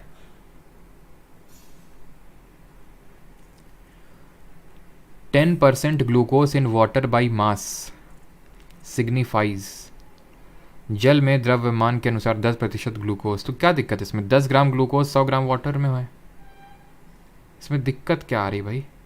हैं?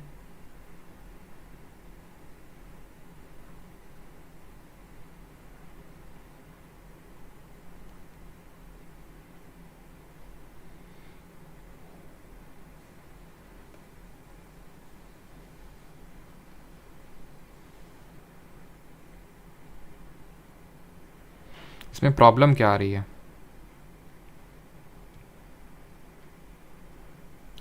चलिए भाई, प्रॉब्लम तो अब बता नहीं रहे भी, किसी का कमेंट तो दिख नहीं रहा इसमें। चलिए भाई, धन्यवाद सभी को, बाकी मिलते हैं कल की क्लास में, है ना?